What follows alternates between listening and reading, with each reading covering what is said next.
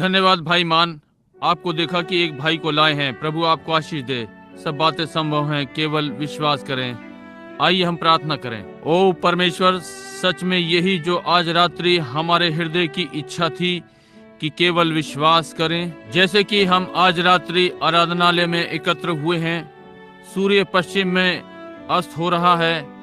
प्रिय परमेश्वर, हम प्रार्थना करते हैं कि आप हमें ये अनुभव करने देंगे कि ये कितना समीप है कि सूर्य जो समय का भी है डूब रहा है, ये भाग रहा है। दिन बहुत बीत चुका है और हमें स्मरण है एक बार जब दिन बहुत ढल गया था, 2 यात्रियों के मध्य में आप आ गए और उनके संग टिके और आपने अपना वचन उन पर स्पष्ट करने के द्वारा स्वयं को उन पर प्रकट किया और उन्हें देखने दिया कि मसीह को कैसा दुख उठाना था पहले ये सारी बातें। इसलिए परमेश्वर, हम प्रार्थना करते हैं कि जैसे कि दिन बहुत ढल गया है, कि आप हमारे घरों में आएंगे और हमारे साथ रहेंगे और वचन की व्याख्या हमें देंगे प्रभु, कि हम इसे आपसे पाए हुए धन के समान अनुग्रह में पकड़े रहेंगे, अपने हृदय में वरदान के समान। हम कभी भी इसका उल्लंघन न करें, हम इसमें पूर्ण हृदयों से श्रद्धा रखें। हम आपका धन्यवाद करते हैं जो आपने आज प्रातः वे जो अस्पतालों में थे उनके साथ किया, और जो आपने भाई कैप्स के छोटे लड़के के साथ जो लगभग मरा हुआ था किया, और आज रात्रि वो यहाँ भक्त मंडली में है। पिता, हम इन सब बातों के लिए आपका कैसे धन्यवाद दें। प्रभु, हमें प्रदान करें कि हम जान सकें कि हमें आपको महिमा कैसे देनी चाहिए। हम बस ये हमारी समझ से परे है कि जाने कि हमें कैसे आपको महिमा देनी चाहिए, परंतु प्रभु हमारे हृदयों को धन्यवाद के चिन्ह के समान स्वीकार करें कि हम आपसे प्रेम करते हैं, और जब हम वो करना चाहते हैं जो सही है, जो हमें करने के लिए दिखाएं, हम ये यीशु के नाम में मांगते हैं। आमीन। आप बैठ सकते हैं। शुभ संध्या। इस महान भरे आराधनालय को आज रात्रि और बाहर दूर राज्यों में जो संचार व्यवस्था पर हैं, वे कहते हैं कि उन्होंने आज रात्रि फिर से इसे संबंध जोड़ा है। मैं आशा करता हूं कि मेरी पत्नी सुन रही है। मैंने उसे टेलीफोन नहीं किया, इसलिए सभा के पश्चात मैं फोन करने वाला हूं। और हमारे पास एक लिखित टिप्पणी है। इस प्रातः भाई जैक्सन के भाई या पिता एक ऐसी स्थिति में हैं कि ऐसी स्थिति सुधरी कि वो कल घर वापस आ सकते हैं। भाई कैप्स का छोटा लड़का जिसने उस रात्रि मुझे बुलाया, मैं नहीं जानता कि भाई कैप्स यहाँ मंडली में हैं या नहीं, परंतु और उसका छोटा लड़का बहुत बीमार था, और ये हुआ कि जोसेफ और मैं वहां पर थे शिकार करने को। अपनी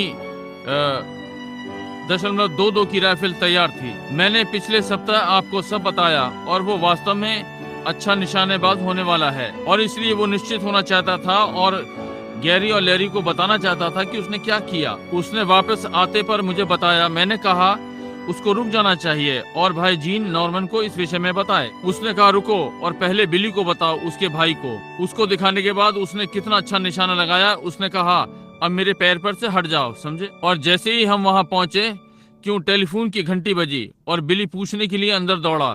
मैंने कहा हो सकता है किसी बीमार ने मुझे बुलाया हो, और हम भीतर गए और ये भाई कैप थे, और छोटे लड़कों को उधर रोग था और जीवित रहने की आकांक्षा बहुत कम थी, और प्रभु ने उसे चंगा कर दिया। और उस रात्रि कहा कि वो किसी प्रकार के दर्द से पीड़ित है। श्रीमती वुड मुझे बता रही थी, और हम जल्दी में निकल रहे थे, और मैंने कहा श्रीमती वुड ये बहुत देर हो गई है, 10 बजे हैं। मुझे संदेह था कि वे मुझे अस्पताल में अंदर बाहर आने जाने नहीं देंगे। मैंने कहा मैं घर जा रहा हूँ और दरवाजा बंद कर लिया, और मैंने जाकर प्रार्थना की, और वे कहते हैं कि छोटा लड़का आज रात्रि सभा में है। इसलिए हम इसके लिए बहुत धन्यवादित हैं और हम आभारी हैं, और हम थामे हुए हैं। हमने अभी तक नहीं सुना। यदि भाई लियो मर्सियर और बहन मर्सियर यहाँ सुन रहे हैं, हमने अभी तक आपके पिता से नहीं सुना है, और हम आशा करते हैं कि थोड़ी देर में सुनेंगे कि वो कैसा चल रहा है, परंतु मैं लगभग निश्चित हूँ कि वो ठीक होगा।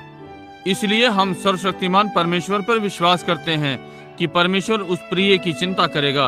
बूढ़ा संत मनुष्य, सुसमाचार का अनुभवी सेवक। अब बहुत सी बातें हैं जिन्हें करने की आवश्यकता है, और करने के लिए समय थोड़ा है, इसलिए अपनी सारी सामर्थ्य इसमें झोंक दें, वो जो हम प्रभु के लिए कर सकते हैं। मैं थोड़ा सा जल्दी आ गया, और मैं कुछ अधिक अच्छा अनुभव नहीं कर रहा था। मैं थक गया, वास्तव में थक गया था, और दोपहर बाद में लेट गया, और मैंने अभी तक खाना नहीं खाया था, इसलिए मैं अंदर गया और दोपहर में लेट गया और मुझे अच्छा नहीं लग रहा था, मैं इसलिए लेट गया। फिर प्रार्थना के लिए उठा, अच्छा अनुभव हुआ, उठा, कपड़े पहने और आराधनालय में आ गया। इसलिए अब हम प्रभु यीशु पर विश्वास कर रहे हैं कि वो हमारी कोशिशों पर एक साथ आशीष देगा। जैसा कि समस्त राष्ट्र में हम मसीह की देह के इस भाग में जुड़ने का यत्न कर रहे हैं, जिसके लिए मुझे उसकी इन भेड़ों के लिए खाना खिलाने का अधिकार दिया गया है, और मैं अपने पूर्ण यत्न से अच्छा करूंगा, सही भोजन देने के द्वारा, जो कि भेड़ों के लिए मैं जानता हूं। और मैं उतावली से उस समय की प्रतीक्षा कर रहा हूं जहां हम सब एक स्थान में जमा हो सकते हैं और उन 7 विपत्तियों पर प्रचार करूं, और 7 कटोरे और 7 तुरैया और आदि आदि, ये सब एक झुंड में घटित हुई हैं। यही कारण है कि हम लगभग 1 सप्ताह 10 दिन या अधिक की एक ही सभा से होकर लें, यदि हम कर सकें। सोचिए, ये बहुत पर्याप्त है। अब आप में से बहुत से लंबी यात्रा कर रहे हैं। मैंने यहाँ देखा और मैंने ध्यान दिया कि थोड़ी देर पहले ट्यूसान के लोग, श्रीमती थॉमसन को मैं देखता हूँ, भाई फ्रेड ठीक से पहुँच गए हैं। इस प्रातः मैंने उन्हें मंडली में देखा और वहाँ मैं सोचता हूँ कि भाई डॉन रुडल वहाँ बैठे हैं। आज रात्रि उनके पास वहाँ पीछे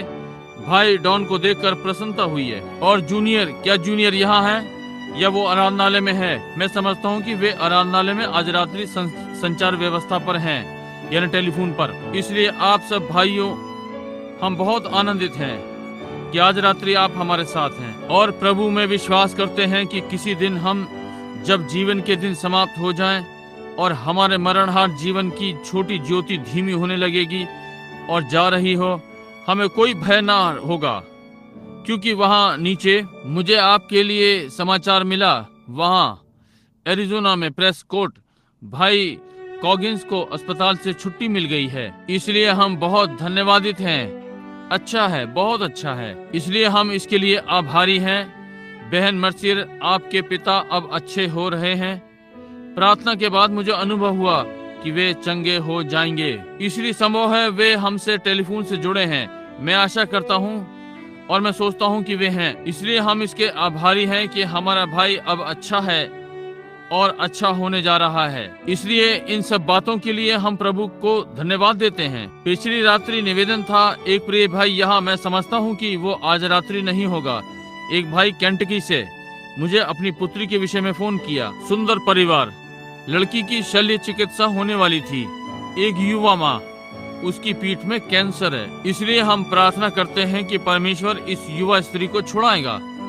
मैं विश्वास करता हूँ कि वो करेगा, यदि हम थोड़ा सा, भक्त मंडली, हम सब एक साथ मिलकर इन लोगों के लिए प्रार्थना करें। एक साथ मिलकर हमें यही करना चाहिए, एक देह के समान। जैसे कि दिन पास और पास आते जा रहे हैं और मार्ग सकरा हो रहा है, हम एक दूसरे के समीप आ रहे हैं। हमें एक ही होना चाहिए, एक देह। हमें एक साथ बढ़ना चाहिए और एक दूसरे के पापों को भूलते हुए और समीप आ जाना चाहिए, जैसे कि हम दिन को समीप आते देखते हैं। और हम एक ही धारणा और हृदय के साथ एकत्र हों। और यदि भाई बहन किसी प्रकार से मार्ग से भटक रहे हों, कुछ न करें, केवल प्रार्थना करें उस व्यक्ति के लिए और सदा प्रेम में एक दूसरे के लिए विचार करें। आप में से कोई भी ना कभी भटके, एक साथ रहें और यदि हो सके तो इसमें और मिलाएं, निरंतर सारे समय। भाई नेविल ने मुझे आपका निवेदन भाई राइट के विषय में, जॉर्ज राइट जो यहाँ बैठे हैं,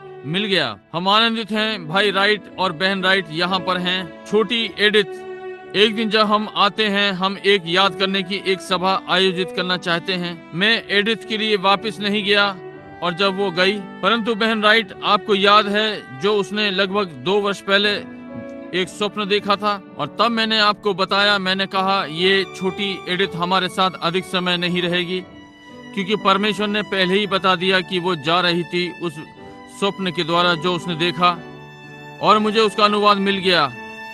वो था कि वो परमेश्वर से मिलने जा रही है। लगभग 2 वर्ष बाद वो परमेश्वर से मिलने चली गई। अब अपने पापा और मामा की प्रतीक्षा कर रही है कि उस विभाजन की रेखा को पार करें, जीवित और मरुओं के बीच में। परमेश्वर आपको आशीष दे। मैंने यत्न करना चाहा कि आपको सीधे सीधे मिलूं, यदि संभव हो सके। इसलिए परमेश्वर आपको और शैलबाई को आशीष दे। और प्रत्येक को, मैंने सोचा कि शैलबाई को मैंने आज प्रातः देखा है, मैं पक्का नहीं हूँ। आप यहाँ से बहुत अच्छा नहीं देख सकते। छत इस प्रकार से झुकी हुई है और इस प्रकार चमक देती है। आप स्थानों को देख सकते हैं परंतु आप लोगों को भली प्रकार से नहीं देख सकते। अब सीधे सीधे संदेश में ये संदेश है जो मैंने गिनती 19:9 और इफिसियों 5:26 से पढ़ना चाहता हूँ। और यदि आप लोग जो मूल पाठ का अभिलेख रखना चाहते हैं और आदि आदि, क्यों, आप इसे संक्षेप में ले सकते हैं। और अब स्मरण रखें, यदि इसे टेप किया जा रहा है, मैं नहीं जानता, मैं किसी को नहीं देख सकता। हाँ, मैं देख सकता हूँ, मैं भाई टेरी को वहाँ रिकॉर्डिंग के कमरे में देख सकता हूँ। और यदि इसे टेप किया जा रहा है, कोई सेवक कहीं किसी समय यह आपको किसी आपकी शिक्षाओं की आलोचना करने के लिए निर्देशित नहीं है। ये यहाँ तक कि आपकी भेड़ों की ओर भी निर्देशित नहीं करता। ये संदेश और सारे दूसरे संदेश जिन पर मैं बोलता हूँ, ये मेरी मंडली की ओर ही संकेत करती है। ये आपकी भक्त मंडली के लिए नहीं है, जब तक कि वे इसे स्वीकार ना करना चाहें, परंतु ये यहाँ इन लोगों की ओर निर्देशित है। लोग इन टेपों को खरीदते हैं, समस्त संसार में लोग इन्हें खरीदते और चलाते हैं। बहुत सी बार वे लिखते हैं और मैं सदा उनका उल्लेख करता हूँ। यदि वे किसी कलीसिया के सदस्य हैं तो अपने सेवादार यानी पास्टर से मिलें। अब सेवकगण, मैं चाहता हूं कि आप जानें कि ये केवल मेरी भक्त मंडली के लिए है। ये चीजें बोलता हूं और मुझे ये करने का अधिकार है क्योंकि पवित्र आत्मा के द्वारा मैं ठहराया गया हूं कि इन भेड़ों की देखभाल करूं। हाय मुझ पर यदि मैं उन्हें वो ना बताऊं जो मैं सोचता हूं कि ये सत्य है और उस मार्ग में से ये आता है, परंतु ये संसार के लिए नहीं है, यह बाकी कलीसियाओं के लिए। आप वो करें जो परमेश्वर आपसे करने को कहता है। मैं आपके लिए उत्तर नहीं दे सकता, ना ही आप मेरे लिए उत्तर देंगे, परंतु हम दोनों को परमेश्वर के सन्मुख उत्तर देना है अपनी सेवकाई के लिए। इसलिए यदि मुझे अपनी सेवकाई के लिए उत्तर देना है, मुझे वैसे ही प्रचार करना चाहिए जैसा मैं इसे देखता हूँ, जिस प्रकार से ये मुझ पर प्रकट हुआ। इसलिए अब ये मालूम हो जाए। अब गिनती 19:9 हम इस मूल पाठ को पढ़ना चाहते हैं, या बल्कि इस वचन को। फिर कोई शुद्ध पुरुष उस बछिया की राख बटोर कर छावनी के बाहर किसी शुद्ध स्थान में रख छोड़े, और वो रख इजराइल की मंडली के लिए, अब ध्यान दें, इजराइलियों की मंडली के लिए अशुद्धता से छुड़ाने वाले जल के लिए रखी रहे। वो तो पाप बलि है। इसलिए अब ध्यान दें, हर एक के लिए नहीं, इजराइलियों की मंडली के लिए छुड़ाने वाला जल। अब इफिसियों के 5वें अध्याय में और 22वें पद से आरंभ करके, हे पत्नियों, अपने अपने पति के ऐसे अधीन रहो जैसे प्रभु के, क्योंकि पति पत्नी का सिर है, जैसे कि मसीह कलीसिया का सिर है और आप ही देह का उद्धार करता है। पर जैसे कलीसिया मसीह के अधीन है, वैसे ही पत्नियां भी हर बात में अपने अपने पति के अधीन रहें। हे पतियों, अपनी अपनी पत्नियों से प्रेम रखो, जैसा मसीह ने भी कलीसिया से प्रेम करके अपने आप को उसके लिए दे दिया। अब यहाँ जो मैं कहना चाहता हूँ कि उसको वचन के द्वारा जल के स्नान से शुद्ध करके पवित्र बनाए, वचन के द्वारा। अब ये छोटा सा मूल पाठ आज रात्रि, यदि मैं इसे मूल पाठ कहूँ, और मैं विश्वास करता हूँ कि लोग यहाँ और बाहर भी टेलीफोन संचार पर इससे असहमत ना होंगे, और सोचता हूं कि इसका अर्थ धर्म विरोधी के रूप में है। यद्यपि इस प्रकार का मूल पाठ ये धर्म विरोधी सा लगेगा। वो विषय जो आज मैं प्रयोग में लाने जा रहा हूं, एक विचारशील मनुष्य की छलनी। ये विषय के लिए उग्र सा सुन पड़ता है सेवक के लिए जो धूम्रपान का विरोधी है। ऐसा पाठ लेगा, एक विचारशील मनुष्य की छलनी। उस प्रातः ऐसा हुआ कि जब मैं गैलरी के शिकार पर गया हुआ था, आप लोग जो वहां रेडियो संचार पर हैं या टेलीफोन तरंगों पर इस भक्त मंडली के मुखों के भाव देख सकते हैं। जब मैंने अपना मूल पाठ घोषित किया, आप इस पर हंस सकते थे, एक विचारशील मनुष्य की छलनी। भाई, ये सब घटित हुआ जहां प्रभु का दूत मुझ पर प्रातः प्रकट हुआ और वे गिलहरियां बोलने से अस्तित्व में आ गईं। आप सबको ये स्मरण है जब ये घटित हुआ था। और पहाड़ की चोटी पर भी जहां मैं खड़ा था, जहां 7 कलीसिया युग के प्रचार करने के थोड़ा सा पहले, दिन निकलने के पहले एक प्रातः शिकार पर जा रहा था, वहां खड़ा था। मैंने सोचा सूर्य उदय हो रहा है। प्रातः लगभग 4 बजे। असाधारण। मैंने एक ज्योति देखी और मैं घूमा, और वहां सोने के 7 चिरागदान पहाड़ की चोटी पर खड़े थे, जैसे कि उन नालियों में से मेघधनुष निकल रहा हो और खिल आ रहा हो। उसके तुरंत बाद प्रभु यीशु हम पर प्रकट हुए और फिर मैंने एक आवाज सुनी जिसने कहा, पुराने नियम का यहोवा नए नियम का यीशु है। थोड़ी देर पश्चात वो वहां पर था, उन सोनों के 7 चिरागदानों के बाद प्रकट हुआ। अब ध्यान दें कि कितनों को स्मरण है वो मूल पाठ। मैंने इसे सिगरेट की डिब्बी के पीछे लिखा था। मेरी जेब में पुराने नियम का यहोवा नए नियम का यीशु है। स्वर्ग का परमेश्वर जानता है कि ये सत्य था। थोड़े समय बाद जब मैं वहां से पार हुआ जहां वो गिलहरियां थीं जिनके विषय में प्रकट हुआ, तब जब मैंने अपने मित्र को बुलाया जैकमूर कुछ महीनों बाद ये पूछने को, जब मैंने 7 कलीसिया युग प्रचार के लिए आरंभ किए, प्रकाशित वाक्य 1, और वो खड़ा था सारा सफेद, उसके बाल ऊन के समान थे, वो अभी 30 वर्ष का हो कैसे हो सकता था और सारा का सारा सफेद। और भाई मूर बहुत ही सभ्य मसीही सज्जन पुरुष और एक ज्ञानी जिनको मैं जानता हूँ उनमें सबसे अच्छा, और उसने कहा, भाई ब्रनम ये यीशु था अपनी महिमा युक्त स्थिति में, वो अब ऐसा ही दिखता है, परंतु ये मेरे गले नहीं उतरा और मैं एक दिन तक प्रार्थना करता रहा इसके पहले मैं 7 कलीसियाई काल आरंभ करूं। मैं पहले को ही सीधा नहीं समझ पाया। कैसे हो सकता था कि एक 33 वर्षीय मनुष्य उसी देह में जी उठा कि चेलों ने इसे पहचाना कि ये वही है, जाना। ये कैसे हो सकता था कि वो 80 या 90 वर्ष का हो, उसके मुख पर बड़े सफेद ऊन के साथ उसकी दाढ़ी ऐसी सफेद जैसे बर्फ। मैंने पुस्तक में पढ़ा था कि डैनियल जहां वो आता है प्राचीन दिनों का, जिसके बाल ऊन के समान श्वेत थे। तब मैंने प्राचीन दिनों को देखा, वो प्राचीन दिनों का था, कल आज और सर्वदा एक सा। देखिए वो एक चिन्ह था, क्यों सफेद ऊन। और तब मैं लगा कि पवित्र आत्मा मुझसे उस चित्र के विषय में बोला जो मैंने एक बार देखा था, उस पुराने जज का। तब मैं इतिहास में गया, मैं बाइबल के इतिहास में गया और सबको ढूंढा, और पुराने जज इजराइल के महायाजकों के समान, उसे सफेद ऊन के समान बाल और दाढ़ी होनी ही थी, क्योंकि उस पर सफेदी ये प्रतीक था कि ये इजराइल में इसका सबसे बड़ा अधिकार है। और आज भी और पिछले सैकड़ों वर्ष में संभव है कुछ सैकड़ों वर्ष पहले या उससे पहले ऐसा ना हो। सारे अंग्रेज जज, कोई मतलब नहीं वो कितना युवा था या वो कितने आयु के हैं, जब वे न्याय के लिए जाते तो वे सफेद बालों की टोपी पहनते और दर्शाते कि कोई और सामर्थ उस राज्य में नहीं है, उसके शब्दों से ऊपर नहीं। उनके वचन राज्य में अंतिम हैं। क्या कहते हैं, बस वही है। और अब जब मैंने ये देखा कि वो वहाँ खड़ा है, जबकि एक युवा पुरुष परंतु सफेद बालों की टोपी पहने हैं, वो पूरी रीति से सर्वोपरि अधिकारी है, वो वचन है, और उसके पास ये सफेद टोपी पहने हैं। तब बाद में जब वे इसे देखते हैं और उपदेश और पश्चिम में गए, और जब प्रभु के सरदूत वहाँ खड़े हुए 7 मोहरों के लिए, और ये वहाँ ऊपर हवा में चले गए, जिसका यहाँ हमारे पास चित्र है और राष्ट्र में सब जगह, वहाँ पर वो खड़ा हुआ है अब भी सफेद टोपी के साथ, उस सबसे बड़े अधिकार के साथ। वो कलीसिया का सिर है, वो देह का सिर है, उसके समान कोई नहीं। वो स्वयं चीजों को बनाता है, वो सब चीजों को अपने लिए बनाता है और उसके बिना कुछ नहीं बना। उसके पास स्वर्ग और पृथ्वी का सारा अधिकार है और हर सब कुछ उसी का है, और उसमें परमेश्वरत्व की परिपूर्णता सदैव वास करती है। और वचन परमेश्वर था और हमारे मध्य में देहधारी हुआ।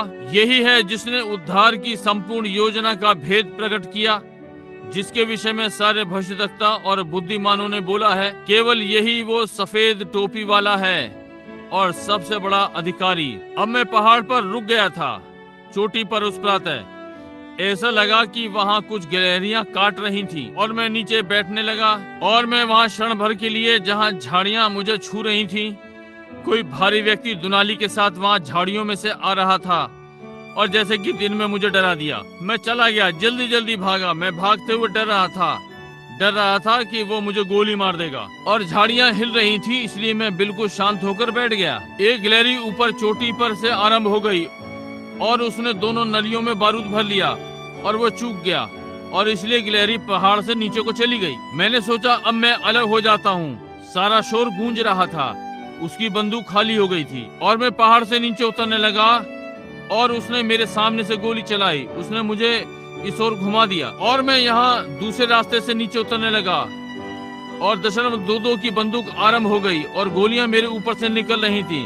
कहिए कि मैं अजीब स्थिति में था, इसलिए मैं घूमा और नदी की ओर उतरने लगा और मैंने सोचा मैं नीचे जाकर छिप जाऊंगा जब तक ये समाप्त ना कर ले, ताकि मैं निकल सकूं। और नीचे जाते हुए ऐसा हुआ, मेरा ध्यान मेरी देहनी ओर गया और जैसे ध्यान हुआ तो वहां सिगरेट की एक खाली डिब्बी पड़ी थी जिसे उन्हीं में से किसी ने फेंका था इस सारी दौड़ में, जब गिलहरियां झाड़ियों में से निकल रही थीं। और मैंने इस डिब्बी को उठाया और देख रहा था। उठाया नहीं, मुझे क्षमा करें, मैंने उसे नीचे ही देखा। मैंने उठाया नहीं क्योंकि आरंभ से ही मुझे इसकी गंध नहीं भाती। और मैंने नीचे देखा और कोई विशेष तंबाकू की कंपनी, मैं सोचता हूँ कि उसका नाम नहीं लेना चाहिए, परंतु आप जान जाएंगे, उस पर लिखा था एक विचारशील मनुष्य की छलनी और सिगरेट पीने वाले मनुष्य का स्वाद। मैंने उस चीज को देखा और मैंने सोचा, विचार करने वाले मनुष्य की छलनी। सोचा यदि मनुष्य ये सब सोच सके तो वो सिगरेट कभी नहीं पिएगा।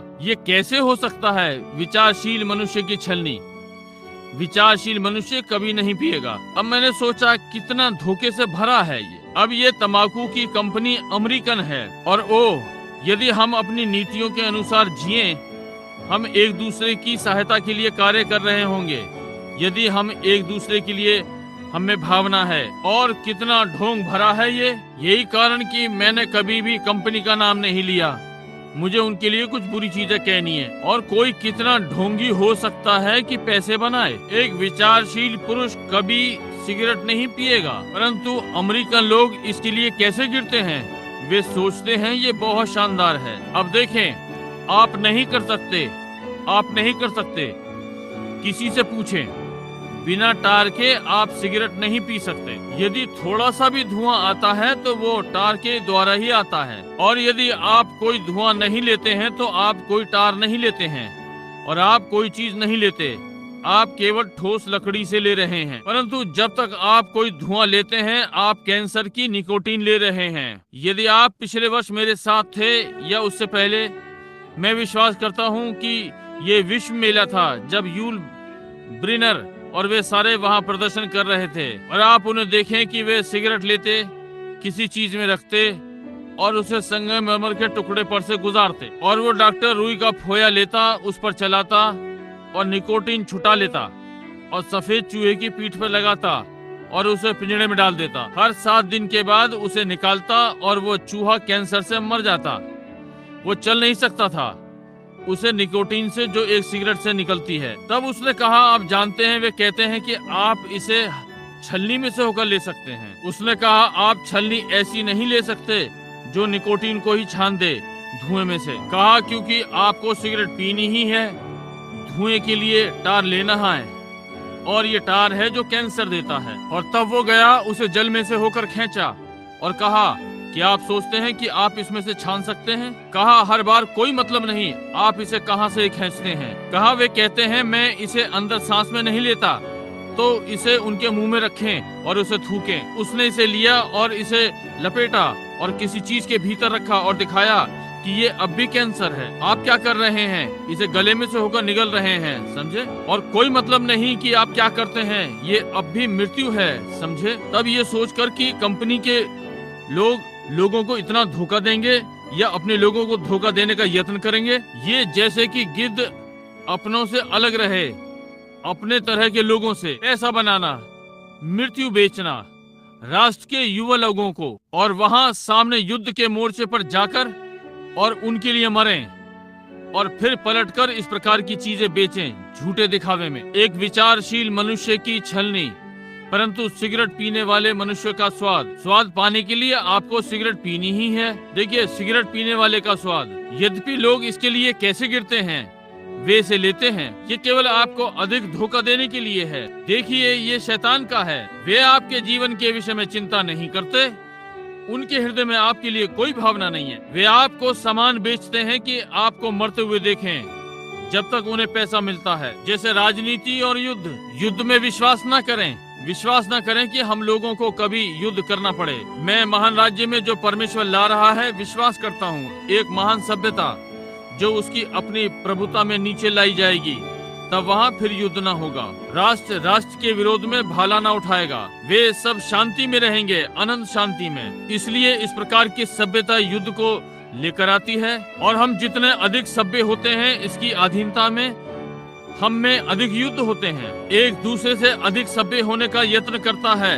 अधिक सभ्यता अधिक युद्ध करती है, समझे? अब देखिए, क्या इस सभ्यता में कि एक व्यक्ति ऐसी चीजें दिखलाता है, और ये केवल एक ही चीज करता है। ये केवल आपको धोखा देता है कि आप और अधिक सिगरेट खरीदें, क्योंकि यदि मनुष्य सिगरेट पीता, और मैं विश्वास करता हूँ कि ये शैतान का है, और मनुष्य में निकोटीन शैतान है, और या एक स्त्री में, और यदि एक सिगरेट निकोटीन के शैतान को तब तक संतुष्ट करे, वो आपको अकेला कर देगा और आपको एक सिगरेट के साथ ढूंढेगा। और फिर आप एक छलनी लेते हैं और उसके 1/3 धुएं को लें उसमें से होकर, तो उस एक के स्थान पर 3 सिगरेट लेंगे और आप 3 से 1 को पिएंगे। देखिए, ये केवल एक योजना है, एक धोखा, सिगरेट बेचने का यत्न की एक योजना। वे इस प्रकार से अधिक बेचते हैं, बजाय कि व्यक्ति को ऐसे ही सिगरेट पीने दें। सीधे तंबाकू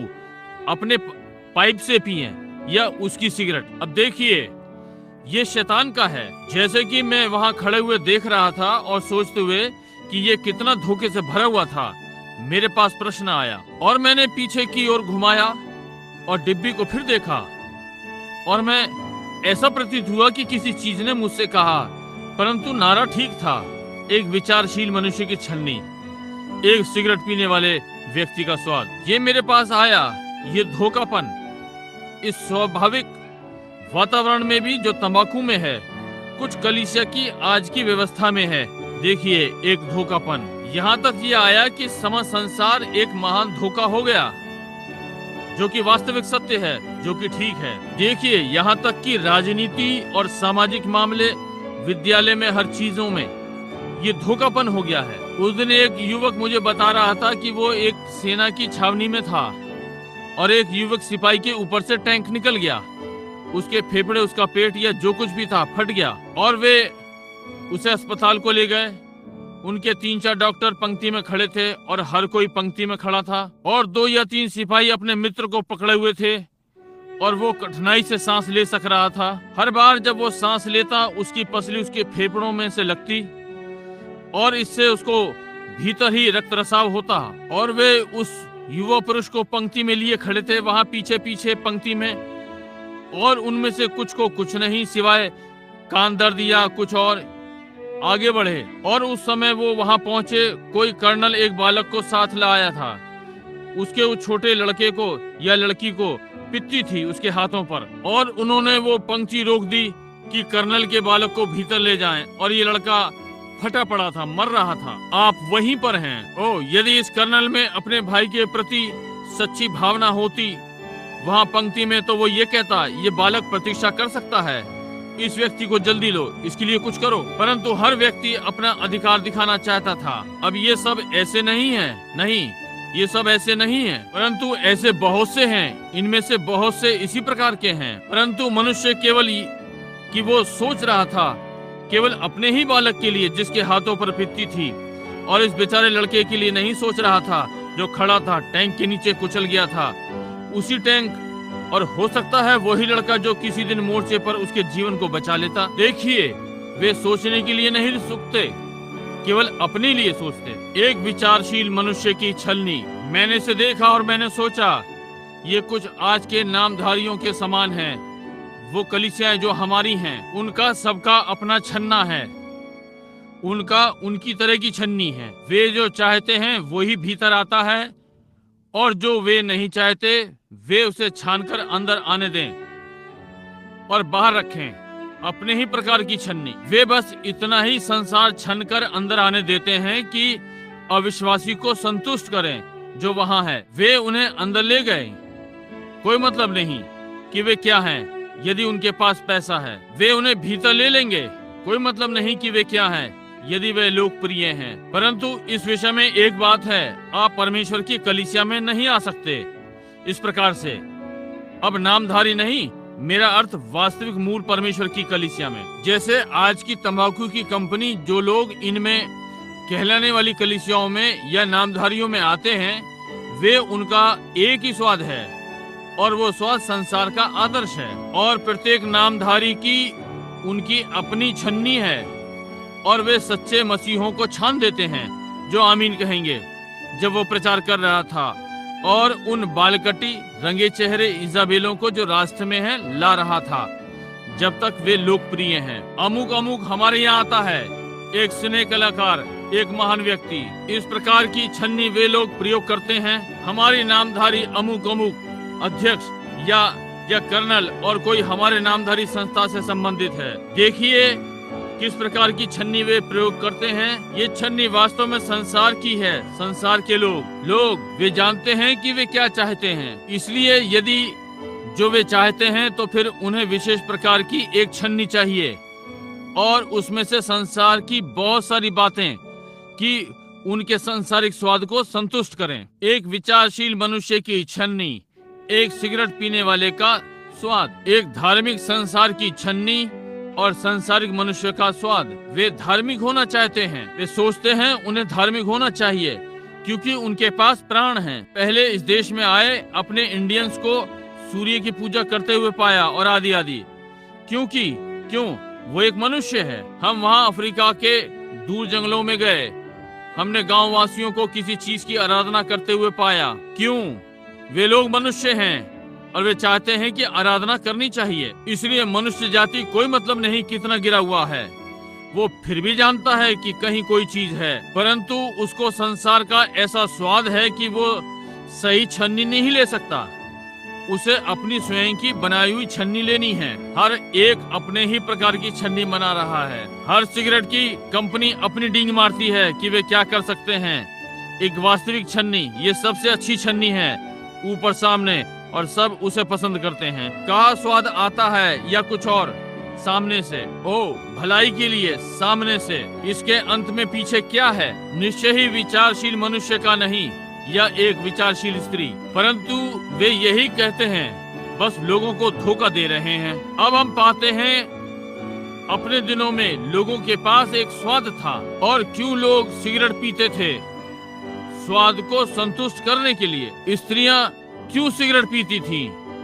स्वाद को संतुष्ट करने के लिए। और फिर यदि कलीसिया इसे चित्रित करे, एक धार्मिक झुंड, वे लोगों को भीतर लाने को उन्हें एक विशेष प्रकार की छलनी चाहिए कि लोगों को वो स्वाद दें जो वे चाहते हैं। इसलिए यदि वे कोई स्वाद जो वे चाहते हैं, वे सिगरेट नहीं चाहते, और यदि वे उस स्वाद को नहीं पा सकते जो वे धर्म में चाहते हैं, तो वे धर्म को नहीं लेते। अब ये उतना ही स्पष्ट है जितना ये हो सकता है। स्त्रियां छोटे कपड़ों में, कटे बाल, रंगे हुए चेहरे, कामुक वस्त्र भी ये चाहते हैं, इसे वे प्रेम करते हैं। जैसा कि मैंने इस प्रातः कहा और बीते रविवार की प्रातः, उस पहिए पर जो पहिए के भीतर है, या भीतर का छोटा प्राण जो आत्मा के भीतर है। बाहर की आत्मा कैसी है?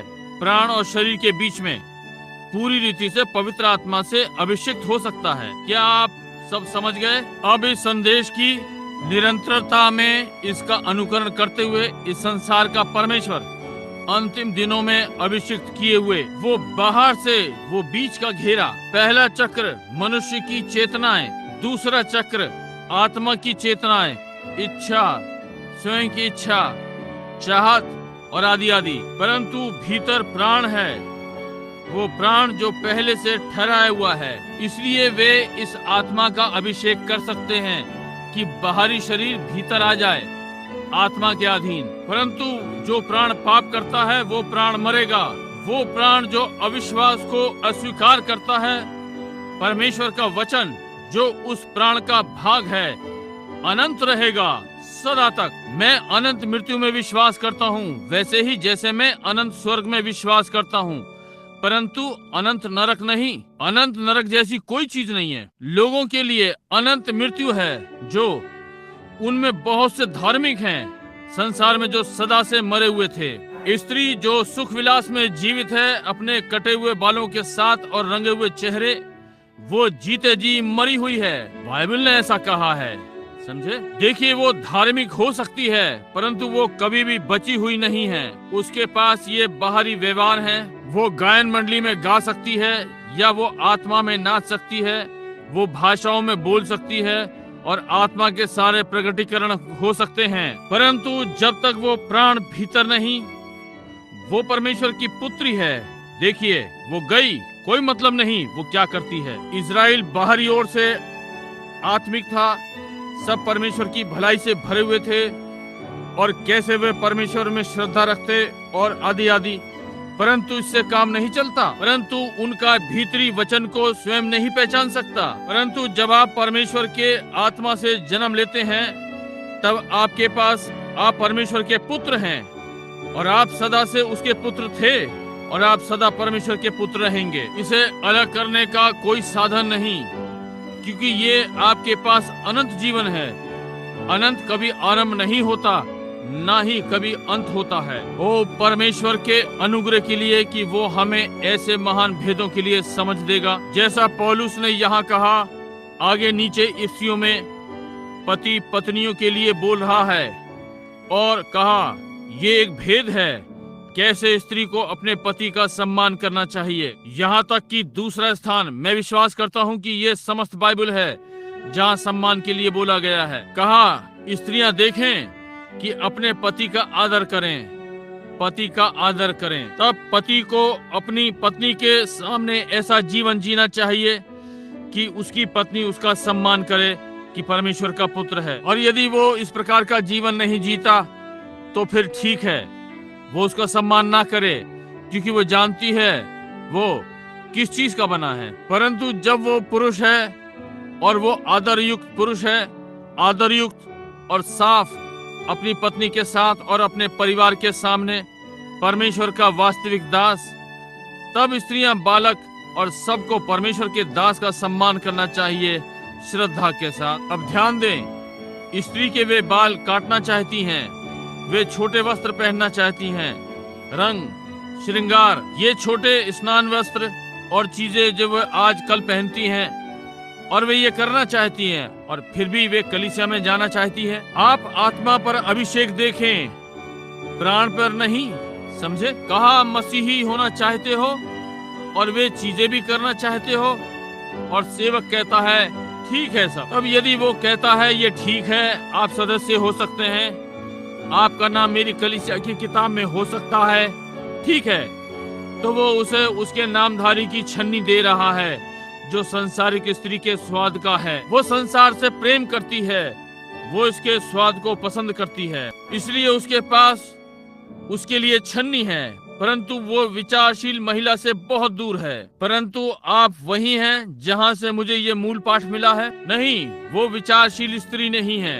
यदि वो विचार कर रही थी तो वो जानती कि कलीसिया अंतिम दिन उसका न्याय करने नहीं जा रही है। अब कलीसिया उसका न्याय सदस्यता पे कर रही है।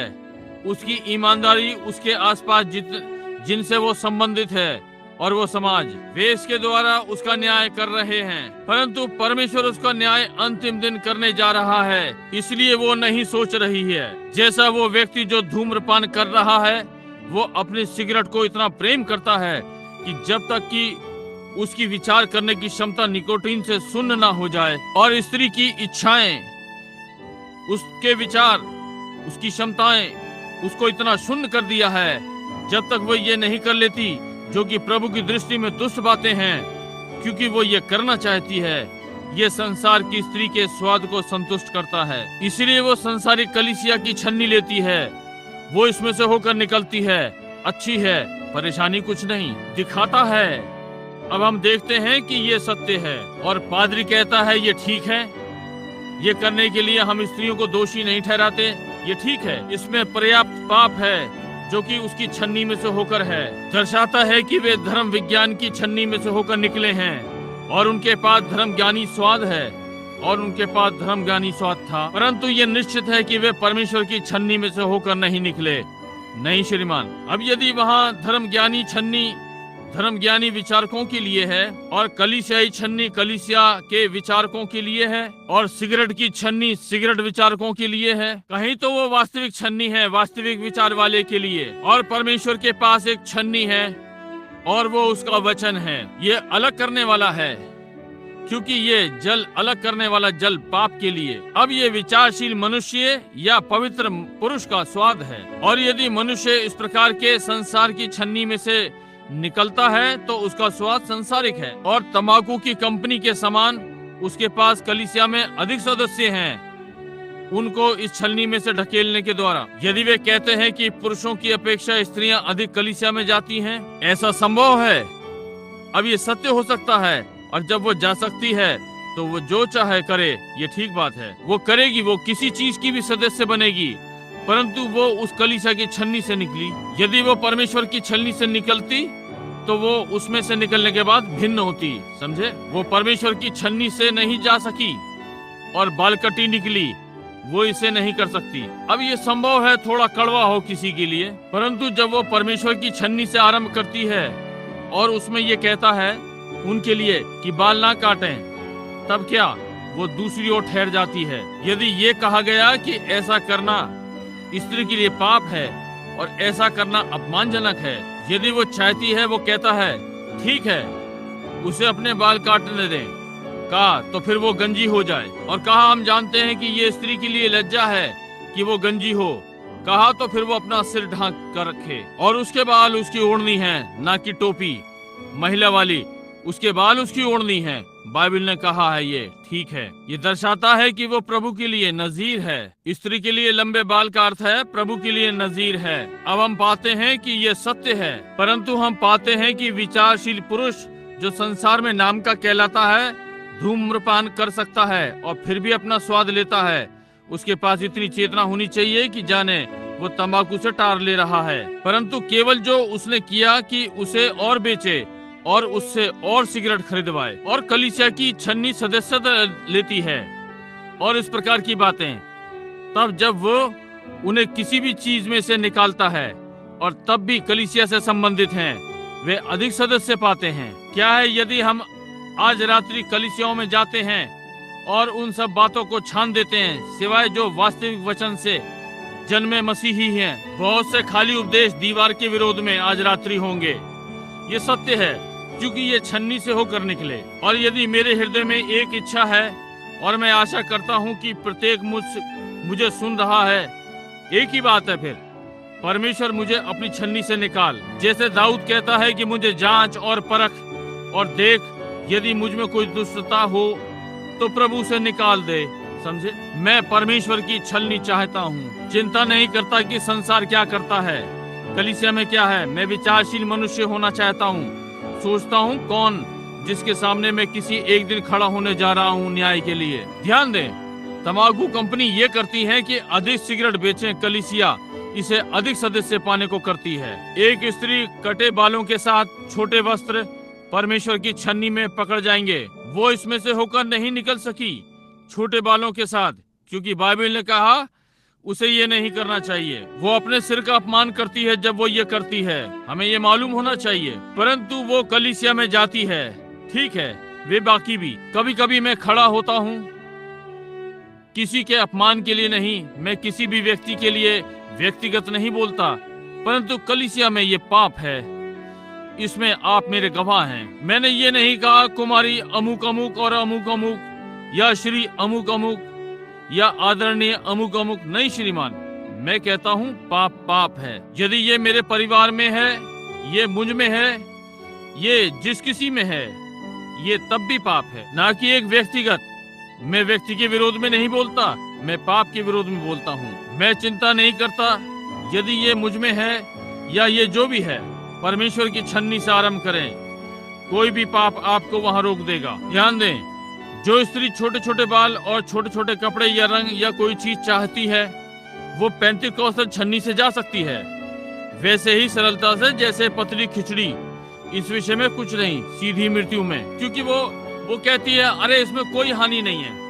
यदि आप संसार से प्रेम करते हैं या संसार की चीजों से, ये इसलिए क्योंकि परमेश्वर का प्रेम आपके अंदर है ही नहीं इस आत्मा में, तब वो अपने प्राण में अंदर खिंच सकती है वो चीजें जो परमेश्वर की नहीं और परमेश्वर के वचन के विरोध में है। यदि ये स्वाद प्राणों में है, ये स्वाद के द्वारा आ सकता है। देखिए, स्वाद ये सोचने के द्वारा आ सकता है, तर्क के द्वारा। इसमें कोई हानि नहीं है। मेरी पसंद है, मेरी भावनाएं हैं, मेरे अंदर भावना है, ये ठीक बात है। वो इसके द्वारा आ सकती है और सीधे उसके प्राण में, यदि उसका प्राण इस प्रकार का है, दर्शाता है कि वो परमेश्वर की छन्नी में से होकर नहीं पार हुई। परंतु यदि उसके बाल कटे हुए हैं, श्रृंगार किए हुए हैं, छोटे छोटे कपड़े पैंटें पुरुषों जैसी दिखती है, ये सारे चुस्त पजामे और जो भी वे उन्हें कहते हैं, मतलब उस प्रकार की चीजें, और वे चीजें कर रहे हैं और संसार के लिए जी रहे हैं, वो रुक जाएगी। वो उसमें से नहीं निकल सकती। नहीं श्रीमान, ये इसे आरंभ में ही रोक देगा। ध्यान दें, एक पुरुष उसके सुंदर लाल होठों को और रंगे हुए चेहरे को देख रहा है और छोटे कपड़े और जांघें जो भी है उसके पास। एक वास्तविक विचारशील पुरुष उसको नहीं देखेगा। अब एक पुरुष जो कलीसिया का सदस्य है उसे देखेगा और सराहना करेगा। परंतु मैं चिंता नहीं करता कि वो आंखों से कैसी दिखती है। विचार करने वाला पुरुष अपना सिर घुमा लेगा। क्यों? वो परमेश्वर की छलनी से निकला हुआ है। उसे देखकर वो जान लेता है जो वे विचार उसके हृदय के अंदर है। वो नहीं सोचता कि वो सुंदर है। कहते हैं क्या वो सुंदर नहीं है? उसके लिए नहीं है। वो गंदी दिखने वाली बेचारी इजाबेल, अभागी, एक विचार करने वाले पुरुष के लिए। परमेश्वर का पुत्र उसे लज्जा से देखता है। वो भी एक परिवार से है, वो भी है, ये ठीक बात है। वो कैसे मेरी बहन हो सकती है और ऐसा व्यवहार करे? वो एक छन्नी से निकली है और वो दूसरी छन्नी से निकला है। वो नहीं सोचता है कि वो सुंदर है। वो बिल्कुल नहीं है।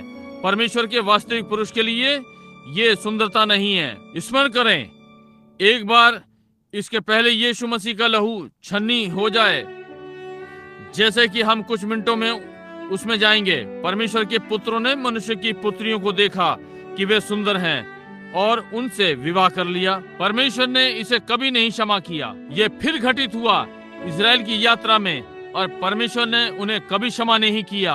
उनमें से हर एक नाश हो गया। एक विचारशील मनुष्य की छलनी। मैं एक बार सभा से बाहर निकला। वहाँ एक रात्रि आराधनालय के पीछे एक आवारा लड़का खड़ा था।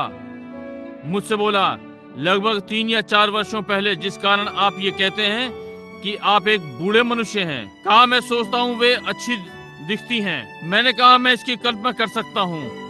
उसकी एक झलक देखने से आप बता सकते हैं वो कैसा दिखता था। मैंने कहा, मैं आपको कुछ बता दूं, आपकी क्या आयु है? लगभग 30 वर्ष का। मैंने कहा, जब मैं आपसे 15 वर्ष छोटा था मैंने यही सोचा। ठीक है, और ये अब भी गंदा है। एक विचारशील मनुष्य की छलनी। अब ध्यान दें, यदि उसका मस्तिष्क परमेश्वर के वचन से, परमेश्वर की छन्नी से छना होता तो वो उसे नहीं देखता। वो नहीं सोचेगा कि वो सुंदर है।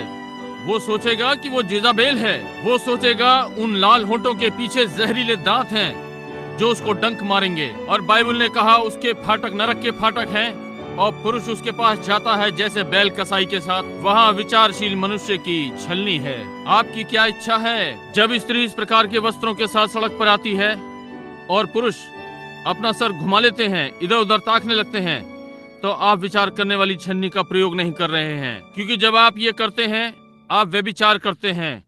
क्योंकि छन्नी ने कहा, जो स्त्री पर कुदृष्टि डालता है वो उसके साथ व्यभिचार कर चुका। सोचने वाले मनुष्य अपना सिर घुमा ले, उससे अलग हो जा।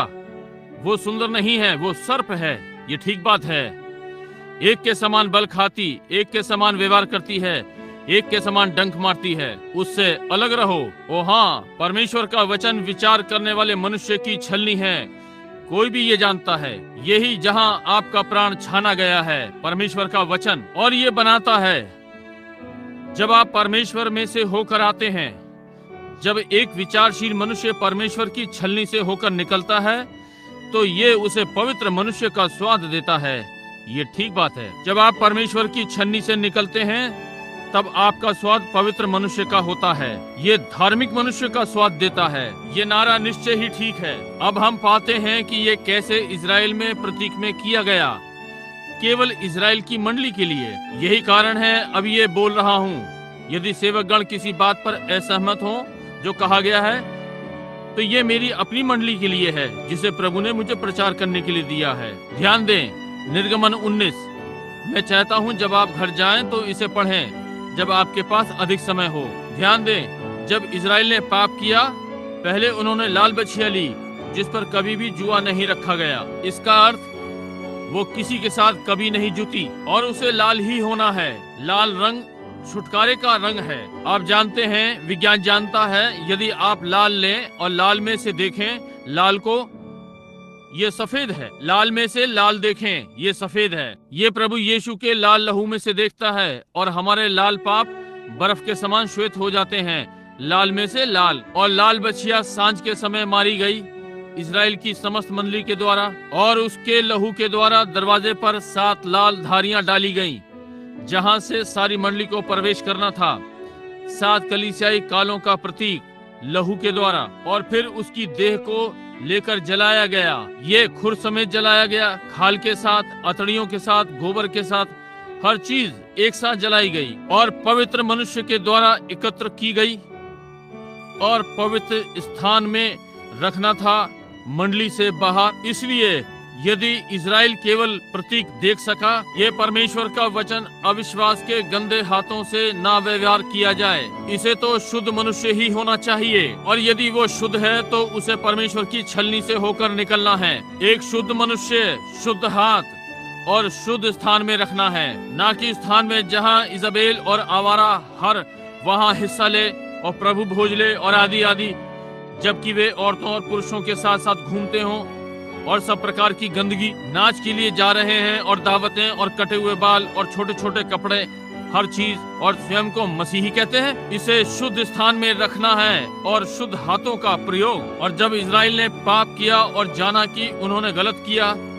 तो उन पर बछिया की राख छिड़की गई उनके ऊपर, और वो अलग करने का जल था, एक पवित्रीकरण पापों के लिए। ध्यान दें, ये यहाँ है। और जब इजराइल इसके पहले कि वो आराधना की संगति में आ सके, उन्हें पहले अलगाव के जल में से होकर निकलना था। विश्वास के द्वारा न्यायोचित सुनने से आता है, वचन के सुनने से। तब वे लहू की 7 धारियों के नीचे से होकर मंडली में प्रवेश हुए, दिखाते हुए कि कुछ मर गया, और उनके सामने आए अपने पापों के लिए। वे वचन के सुनने के द्वारा अलग किए गए।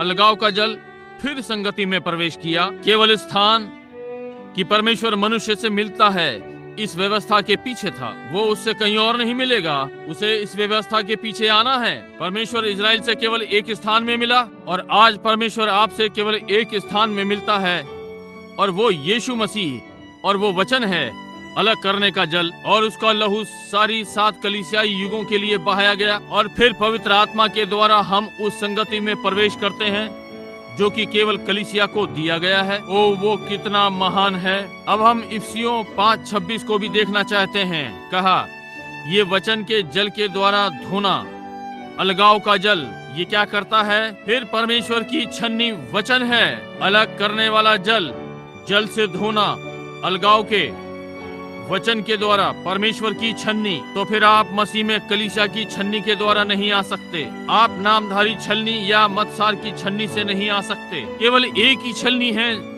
जिससे आप पवित्र स्थान में प्रवेश कर सकते हैं, वो वचन के जल से धुलने के द्वारा। परमेश्वर का वचन विचारशील मनुष्य की छलनी है। कलीसिया आपका यहाँ न्याय करेगी कि आप अच्छे सदस्य हैं या नहीं। वे आपकी अच्छी अंत्येष्टि करेंगे, आपकी मृत्यु पर आधा झंडा चढ़ाएंगे, फूलों की बड़ी सी माला, और आपके लिए सब कुछ किया। परंतु जब ये आता है कि आपका प्राण परमेश्वर का सामना करे, इसके पास अनंत जीवन होना ही चाहिए। और यदि ये अनंत जीवन है तो ये वचन का भाग है। और जैसे कि मैं अपने वचन का इनकार नहीं कर सकता, मेरा अपना हाथ मेरे हाथ का इनकार नहीं कर सकता, मेरी अपनी आंख मेरे हाथ या मेरे पैर या मेरे पंजे या मेरे किसी भाग का इनकार नहीं कर सकता, वे इसे मना नहीं कर सकते। और ना ही एक मनुष्य जो परमेश्वर के वचन का भाग है या एक स्त्री परमेश्वर के वचन के भाग का इनकार नहीं कर सकते। तब स्त्रियां जब आप सोचती हैं कि आप बाल कटा सकती हैं और परमेश्वर की उपस्थिति में आती हैं, आप गलत हैं। आप इसे समझते हैं? आप गलत हैं। आप परमेश्वर की छन्नी से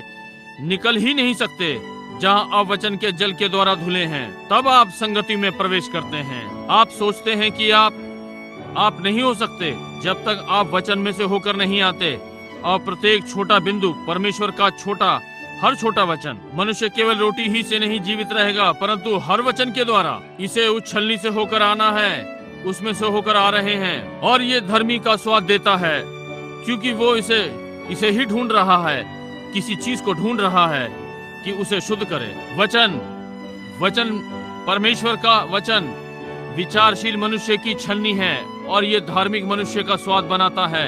हम जानते हैं कि ये सत्य है। अविश्वास के सारे पापों को छानता है।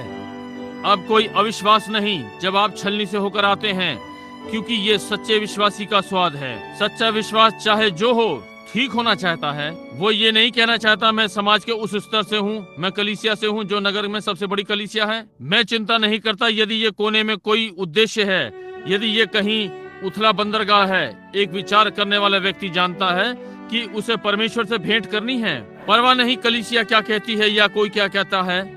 वो परमेश्वर की शर्तों पर आता है, और परमेश्वर की शर्त उसका वचन है। अच्छा, वे कहते हैं परमेश्वर का वचन। निश्चय ही ये विश्वास करते हैं कि ये परमेश्वर का वचन है, परंतु क्या आप इसमें से छनकर पार हो सकते हैं? आप कैसे बालकटी स्त्री को इससे पार कर सकेंगे? वो इस शिक्षा से इसे नहीं पकड़ेंगे, समझे? आप ये कैसे करने जा रहे हैं? आप कैसे एक मनुष्य को इसमें से निकालने जा रहे हैं जो इस शिक्षा को पकड़े हुए नहीं है, समझे? ये विचारशील मनुष्य का स्वाद नहीं है। नहीं, विचारशील मनुष्य सोचेगा, विचारशील मनुष्य 2 बार सोचेगा इसके पहले कि वो इस प्रकार की चीज में छलांग लगाए। ध्यान दें, वचन स्वयं अपना इनकार नहीं करेगा। तब ये संतुष्ट हो गया है, या इसकी इच्छा है। ये किस चीज की इच्छा है? किसने आप में इच्छा उत्पन्न की उस पहले स्थान पर? क्योंकि अंदर आपके प्राण में वहां पहले से ठहराया गया बीज था, जो कि अनंत जीवन था, सदा से वहां पर था, सदा वहां पर था। वो सब जो पिता ने मुझे दिया है वो मेरे पास आएगा, उनमें से कोई भी नहीं खोएगा। सोचने वाले मनुष्य का स्वाद जब विचारशील मनुष्य परमेश्वर का वचन सुनता है। मेरी भेड़ मेरा शब्द सुनती है। अपरिचित के पीछे वे नहीं चलेगी, क्योंकि वहां भीतर उसके जीवन है, और जीवन जीवन के साथ जुड़ता है। पाप के साथ जुड़ता है, और पाप इतना ढोंगी होता है जब तक कि वो ये नहीं सोच लेता कि वो बच गया, जबकि वो बचा हुआ नहीं होता। ये ढोंगपने की गहराई में होता है। कलीसिया का सदस्य नामधारी छन्नी चाहता है ताकि वे अपनी इच्छा को पा सके, और फिर भी धार्मिक लोगों की श्रेणी में है। आप उन्हें कहते हुए सुने, और वो बहुत धर्मी है। अफ्रीका में एक दिन मैं वहां था, और कुछ बच्चे इन चीजों के विषय में बात कर रहे थे, इन नाच गाने के गीतों के विषय में। वो एल्विस प्रेस्ली, और वे गा रहे थे पैट बून, और जो भी वे थे, रिकी नेल्सन और वो सारे दूसरे। मैंने कहा ये आवारा लोगों का झुंड है। किसी छोटी लड़की ने कहा क्यों, ये बहुत धार्मिक है। मैंने कहा ऐसे ही यहूदा था। मैंने कहा यहूदा को केवल चांदी के 30 सिक्के मिले, एल्विस प्रेस्ली को बहुत लाखों डॉलर मिले, समझे? इन दोनों ने अपना जन्म सिद्ध अधिकार बेच दिया। देखा, मैंने कहा ये लोग, राष्ट्र का ये बहुत ही बुरा आभार है। अब भी वैसे ही धोखा दे रहे हैं जैसे सिगरेट की छन्नी। ये नामधारी संस्थाएं उन सदस्यों को भीतर आने देते हैं। उन्हें तो चाहिए कि यहाँ तक कि एक ऐसा कानून होना चाहिए कि वे धार्मिक गाने ना गा सकें। ये कानून के विरोध में होना चाहिए कि ऐसा करे। परंतु कुल मिलाकर ये ढोंग का एक बहुत बड़ा ढेर बन गया है, और यही जहाँ आज के लोग टिके हुए हैं। प्राण के लिए सच्ची छन्नी कहता है यदि आप संसार या संसार की चीजों से प्रेम रखते हैं तो परमेश्वर का प्रेम आप में है ही नहीं। देखिए, आप नहीं कर सकते, आप नहीं कह सकते कि रॉक एंड रोल नाच संसार का है यानी परमेश्वर का है। रॉक एंड रोल संसार का है। उनमें से कोई भी नृत्य और छन गया बेकार गंदी चीजें बल्कि संसार की हैं। ये सब संसार का है। आप नहीं कह सकते कि स्त्रियों के लिए कटे हुए बाल परमेश्वर के हैं। बाइबल कहती है ये नहीं है, इसलिए ये संसार की गंदगी है। और यदि आप संसार से थोड़ा प्रेम रखते हैं तो परमेश्वर का प्रेम आप में है ही नहीं। ये क्या था? ये क्या खींच रहा है? ये कुछ भीतर ही भीतर खींच रहा है। प्राण आपके साधनों को बाहर होते हुए आत्मा से होते हुए भीतर प्राण में खींच रहे हैं। और यदि प्राण संसार से प्रेम करता है तो ये मरा हुआ है। मैं चिंता नहीं करता ये कैसे अभिषेक हुआ है, ये यहाँ बाहर है, ये यहाँ बाहर निकला कितना धर्मी है, यहाँ भीतर ये मरा हुआ है। क्योंकि वो जो संसार से प्रेम करता है या संसार की चीजों से, तो परमेश्वर का प्रेम उसमें है ही नहीं। कोई मतलब नहीं कितना धर्मी है। इस प्रकार से सच्ची छलनी इन सब चीजों को बाहर कर देगी। परमेश्वर की सत्यता को छोड़ और कुछ भीतर नहीं लाती। वचन वास्तविकता सच्चे प्राणों में वे एसाव के समान है, बाहर से ठीक। एसाव बाहर से धर्मी था, और जब ये धार्मिकता पर आता है तो ये याकूब से अधिक धर्मी प्रतीत होता है। वो याकूब से अधिक धर्मी प्रतीत होता था, परंतु उसके अंदर वो क्या था? वो बाहर से धर्मी था, परंतु उसके विचार छने हुए नहीं थे। उसने जन्म सिद्ध अधिकार पर उस पर नहीं सोचा। उसने नहीं सोचा कि परमेश्वर जन्म सिद्ध अधिकार का अर्थ होता है। जितना कि परमेश्वर ने कहा उसने किया। वहाँ वो था, कहा मैं भूखा हूँ। इस पुराने जन्म सिद्ध अधिकार से क्या अंतर पड़ता है? आप चाहे तो आप ले सकते हैं। ओ प्रभु, देखा मैं आराधनालय जाता हूँ, मैं उतना ही अच्छा हूँ जितने आप। मेरा नामधारी जैसे क्यों, ये संसार के महानों में से एक है। मेरी माँ इससे थी, मेरे पिता इसके थे, सब ये। और वो मेरा पास्टर पढ़ा लिखा था, उसके पास आदि आदि है। ये उसे परमेश्वर से और दूर ले जाता है। ये विचारशील मनुष्य की छलनी नहीं है। यदि ये होती तो कैसे पतरस कभी वो होता जो वो था, जबकि वो अपने नाम का हस्ताक्षर नहीं कर सका, परंतु उसने विचारशील मनुष्य की छलनी को रख लिया। ध्यान दें, ओ प्रभु, एसाव ने सोचा जन्म सिद्ध अधिकार का वो अर्थ नहीं है जो परमेश्वर ने कहा कि ये है। ये तो जीवन और मृत्यु के बीच का अंतर था। और इस प्रकार हवा के समान, यहूदा के समान अपने ज्ञान और सभ्यता के स्वाद की संतुष्टि के लिए अपना जन्म सिद्ध अधिकार बेच दिया। बिल्कुल यही जिसके लिए हवा ने अपना जन्म सिद्ध अधिकार बेचा। उसने विज्ञान के थोड़े से स्वाद, थोड़े से संसारिक ज्ञान के स्वाद के लिए बेच दिया। थोड़ी अच्छी कलीसिया के लोगों के लिए, थोड़ी सी अच्छी श्रेणी जो आज कहलाती है, देखा। और यहूदा ने 30 चांदी के सिक्कों के लिए अपना जन्म सिद्ध अधिकार बेच दिया और कुछ अतिरिक्त डॉलर बनाए। मेरी मंडली मुझे यहाँ अच्छा भुगतान कर सकती है और मैं यहाँ प्रचार करूंगा, समझे। इसलिए यदि मैं प्रचारक हो जाऊं तो उन्होंने कहा, भाई ब्रैनम, हम विश्वास करते हैं कि संदेश सच्चा है, परंतु हम स्वीकार नहीं कर सकते। यदि हमने किया तो हम कहाँ प्रचार करेंगे? ओह संसार, भाई ये निश्चय ही नाश है। भाई कोई भी भाई मेरे समर्थन में नहीं होगा। मैं किसी भी भाई को अपने समर्थन में नहीं खोज रहा हूँ। मैं यीशु मसीह को देख रहा हूँ कि मेरा समर्थन करे, क्योंकि वो इसके बराबर में खड़ा हुआ वही है जिसने ये कहा है। और जब सच्चा जन्म अधिकार लोहू वचन से छान देता है और सारा पाप और संसार और कलीसिया, नामधारी संस्थाएं और संप्रदाय बाहर छूट जाते हैं। शिक्षा, सभ्यता, कलीसिया, नामधारी व्यवस्था, सारे प्रकार के पाप बाहर रह जाते हैं जब विचारशील मनुष्य की छलनी को लेता है परमेश्वर के पैमाने से। जब मनुष्य स्वयं के जीवन को परमेश्वर की छलनी से निकालता है तो कुछ नहीं छूटता। ध्यान दें, यहाँ आपका जीवन पाप से भरा हुआ था, क्योंकि आप पाप में जन्मे, अपराधों में संभले, संसार में झूठ बोलते हुए आए। मैं कुछ कहने जा रहा हूँ जैसे भाई मैकेलो कहा करते थे, मुझे सुनिए। जब आप संसार में आए तो आप पाप में जन्मे। आप युद्ध के अवसर के साथ भी नहीं आए। आप पाप में जन्मे थे, अपराधों में बड़े हुए, संसार में झूठ बोलते हुए आए।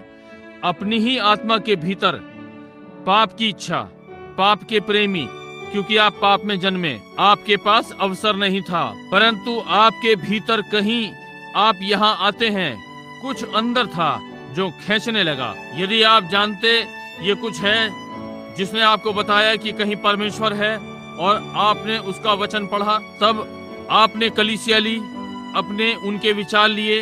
जब आपको अच्छा बताया गया था तब आपने कभी भी विचारशील मनुष्य की छलनी प्रयोग नहीं की। परंतु जब आपने परमेश्वर की छलनी प्रयोग करी, जो कि विचारशील मनुष्य की छलनी है, क्योंकि बाकी सारी छलनियां नष्ट हो जाएंगी परंतु मेरी नहीं होगी। और जब आप परमेश्वर की छलनी लेते हैं और अपने जीवन को उसमें से निकालते हैं, आपकी इच्छाएं, यदि आप अपनी इच्छाओं को परमेश्वर की छलनी में से निकालते हैं, एक विचारशील मनुष्य की छलनी, तो फिर पवित्र आत्मा को छोड़ और कुछ नहीं बचता। अब यदि आप पवित्र आत्मा का प्रमाण चाहते हैं तो यहाँ है। जब वो प्राण जो आपका है हर तरह से परमेश्वर के वचन की रेखा में आएगा, और ये दर्शाता है कि आपने अपने जीवन को विचारशील मनुष्य की छलनी में से निकाला है, परमेश्वर की छलनी से। ध्यान दें, क्या ये परमेश्वर की छलनी है? उसने कहा, हम वचन के जल से धोए गए थे। और जब परमेश्वर ने आदम और हवा को छलनी दी अदन की वाटिका में, उसने कहा, तुम इसमें से ना लेना, परंतु शैतान ने उसमें छेद कर दिया।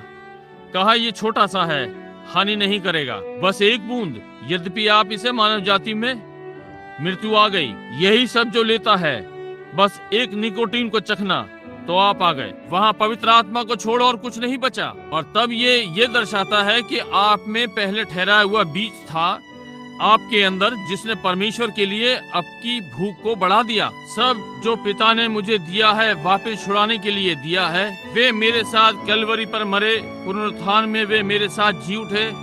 वो सब जो उसने मुझे दिया है मेरे पास आएगा। वे देह में स्थापित किए जाएंगे, जहाँ पैर, हाथ, नाक, मुंह, ये जो भी है वो वहाँ पर रखे जाएंगे, और वे अपनी ऋतु में मेरे पास आएंगे। ओ प्रभु, वह संसार के पापों की वास्तविक छलनी है, और संसार का प्रेम मर गया, और ये प्राण केवल एक ही चीज खींच रहा है।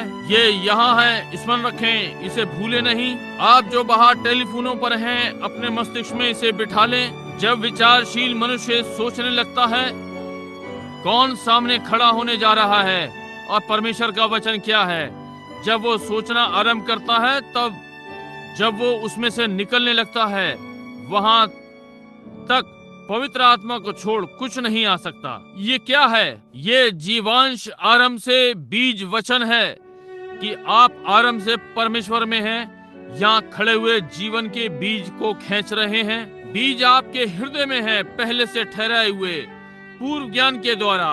हालेलुया! परमेश्वर के पूर्व ज्ञान के द्वारा बीज पहले ही वहाँ पर है, पहले से ठहराया हुआ। और जब ये खींचा जाता है तो ये वचन को छोड़ और किसी चीज के द्वारा नहीं खींचा जा सकता। और फिर ये स्वाद विचारशील मनुष्य का है, धर्मी मनुष्य, पवित्र मनुष्य, जो बाइबल देखता है कि यीशु मसीह कल, आज और सर्वदा एक सा है। वहाँ इस स्थान पर क्या आता है? वो वचन जो हृदय में है। मैंने तेरा वचन अपने हृदय में रखा है कि मैं तेरे विरुद्ध पाप ना करूं। ये क्या है? जब ये वचन से खींचा जा रहा है, केवल एक ही चीज है जो वचन के पार जाएगी, वो है पवित्र आत्मा। केवल यही चीज है जो वचन के पार जा सकती है, वो पवित्र आत्मा है। एक विचारशील मनुष्य की छलनी पवित्र मनुष्य का स्वाद देती है। तो उसने स्वर्गीय वस्तुओं का स्वाद चख लिया, उसने परमेश्वर के वचन को अपने हृदय में रख लिया, उसने इसे अपने सामने प्रकट होते देख लिया। उसका समस्त प्राण उसमें लिपटा हुआ है, और सारा संसार और उसके आसपास की सारी चीजें मरी हुई हैं। एक विचारशील मनुष्य की छलनी धर्म की, और मैं सोच रहा हूँ कि अब धर्म को छानूं। जब विचारशील मनुष्य की छलनी पवित्र मनुष्य का स्वाद देती है, ये उसे संतुष्ट करता है। वो देखता है कि यीशु मसीह कल, आज और सर्वदा एक सा है। यही है, ये उसे ठीक सामने उन्हीं चीजों को करते देखते हैं जो उसने की। ये पवित्र मनुष्य के स्वाद को संतुष्ट करता है, उसके विचार को। वो जानता है तब वो जो मृत्यु से जीवन में प्रवेश कर गया, और वो प्रेम करता है और ये संसार से प्रेम करता है, पुष्टि करने के लिए, और चाहता है कि वचन की पुष्टि हो और प्रमाणित हो। प्रत्येक युग में वो इसकी प्रतीक्षा करता है, क्योंकि वो पवित्र मनुष्य है और उसकी इच्छा है कि परमेश्वर को देखे। दूसरे केवल कलीसिया के सदस्य बनना चाहते हैं। ये मनुष्य परमेश्वर को देखना चाहता है। वो उसे मत्सारों में नहीं देखना चाहता। वो उसे बड़े अच्छे पाइप ऑर्गनों में या आराधनालयों में और ऊंची क्रॉसों में या अच्छे ज्ञानियों में, उनके चारों ओर घूमे कॉलरों में नहीं देखना चाहता। वो उसे धर्म विज्ञान में नहीं देखना चाहता और धर्मियों के ज्ञान में। वो उसे वचन की पुष्टि में देखना चाहता है। मैंने उसे रात्रि की जलती हुई आग में देखा। मेरी आंखों ने प्रभु के आगमन की महिमा को देखा। वो दाख की बारी को कुचलेगा जहाँ क्रोध के अंगूर रखे हैं। उसने अपनी भयानक तेज तलवार से मरण सन बिजली छोड़ी है। उसकी सच्चाई आगे बढ़ती जा रही है। अंत में ये होगा। जी हाँ श्रीमान, देखिए मेरा क्या अर्थ है। एक छलनी वाला मनुष्य या एक विचारशील मनुष्य की छलनी, एक मनुष्य जो परमेश्वर की उपस्थिति में रहना चाहता है। परमेश्वर की छलनी क्या है? उसका वचन। जिस दिन तू उसे खाएगा उस दिन तू मर जाएगा, कोई चिंता नहीं। बाहर क्या हो रहा है उस वचन को मत छोड़ना। वचन के जल से धोना एक विचारशील मनुष्य की छलनी है, ना कि नामधारी, ना मतसार, ना एक कलीसिया, ना कि एक आराधनालय, परंतु विचारशील मनुष्य की छलनी, क्योंकि आपका न्याय वचन से होने वाला है। एक विचारशील मनुष्य ये सोचेगा।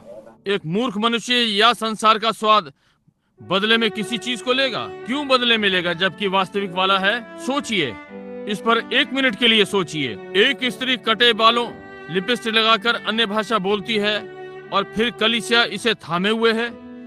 ये पवित्र आत्मा का प्रमाण है, या एक प्रचारक किसी धर्म विद्यालय या किसी बाइबल विद्यालय से त्रिएकता का बपतिस्मा या वचन के साथ समझौता या किसी मतसार या नामधारी से करता है? क्या ये विचारशील मनुष्य की छलनी है? इस प्रकार से नहीं जैसा मैं देखता हूँ भाई, ये एक मूर्ख मनुष्य के द्वारा आता है।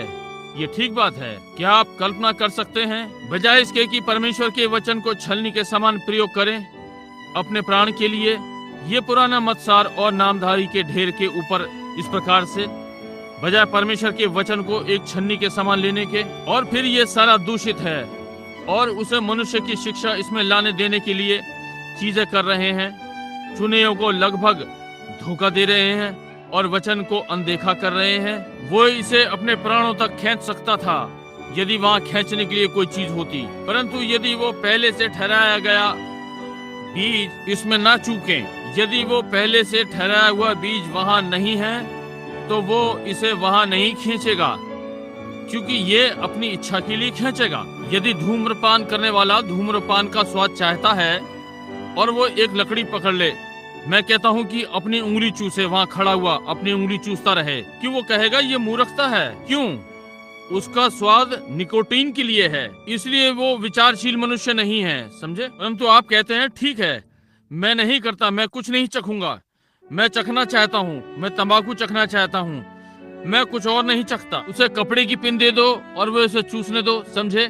निश्चय ही वो उसे चूसने दो। वो कहता है मैं इसमें कोई स्वाद नहीं पाता, तो फिर तुम इसे क्यों चूस रहे हो? आपकी इच्छा निकोटीन को चखने की है। और जब आप कलीसिया के मतसार को चख रहे हैं और फिर भी आप स्त्रियों के बाल कटाएं, रंगे चेहरे और कामुक वस्त्र, और तुम पुरुषों उन्हें देखते हो और ये सारी चीजें वही कर रहे हो जैसा करते हो, ये क्या है? इसमें क्या है? संसार अब भी वही है और आपने स्वाद लिया है। आप इसे स्वाद लेने के लिए खींच रहे हैं। मैं इस कलीसिया में जाता हूँ, वो इसका नाम कभी नहीं लेते, वे इसके विषय में कुछ नहीं कहते, इस विषय में कुछ नहीं, इसमें कोई चीज नहीं लाई गई। हमारे प्रचारक इसमें बहुत खुले विचारों के हैं, हम इस प्रकार की चीजें नहीं कहते।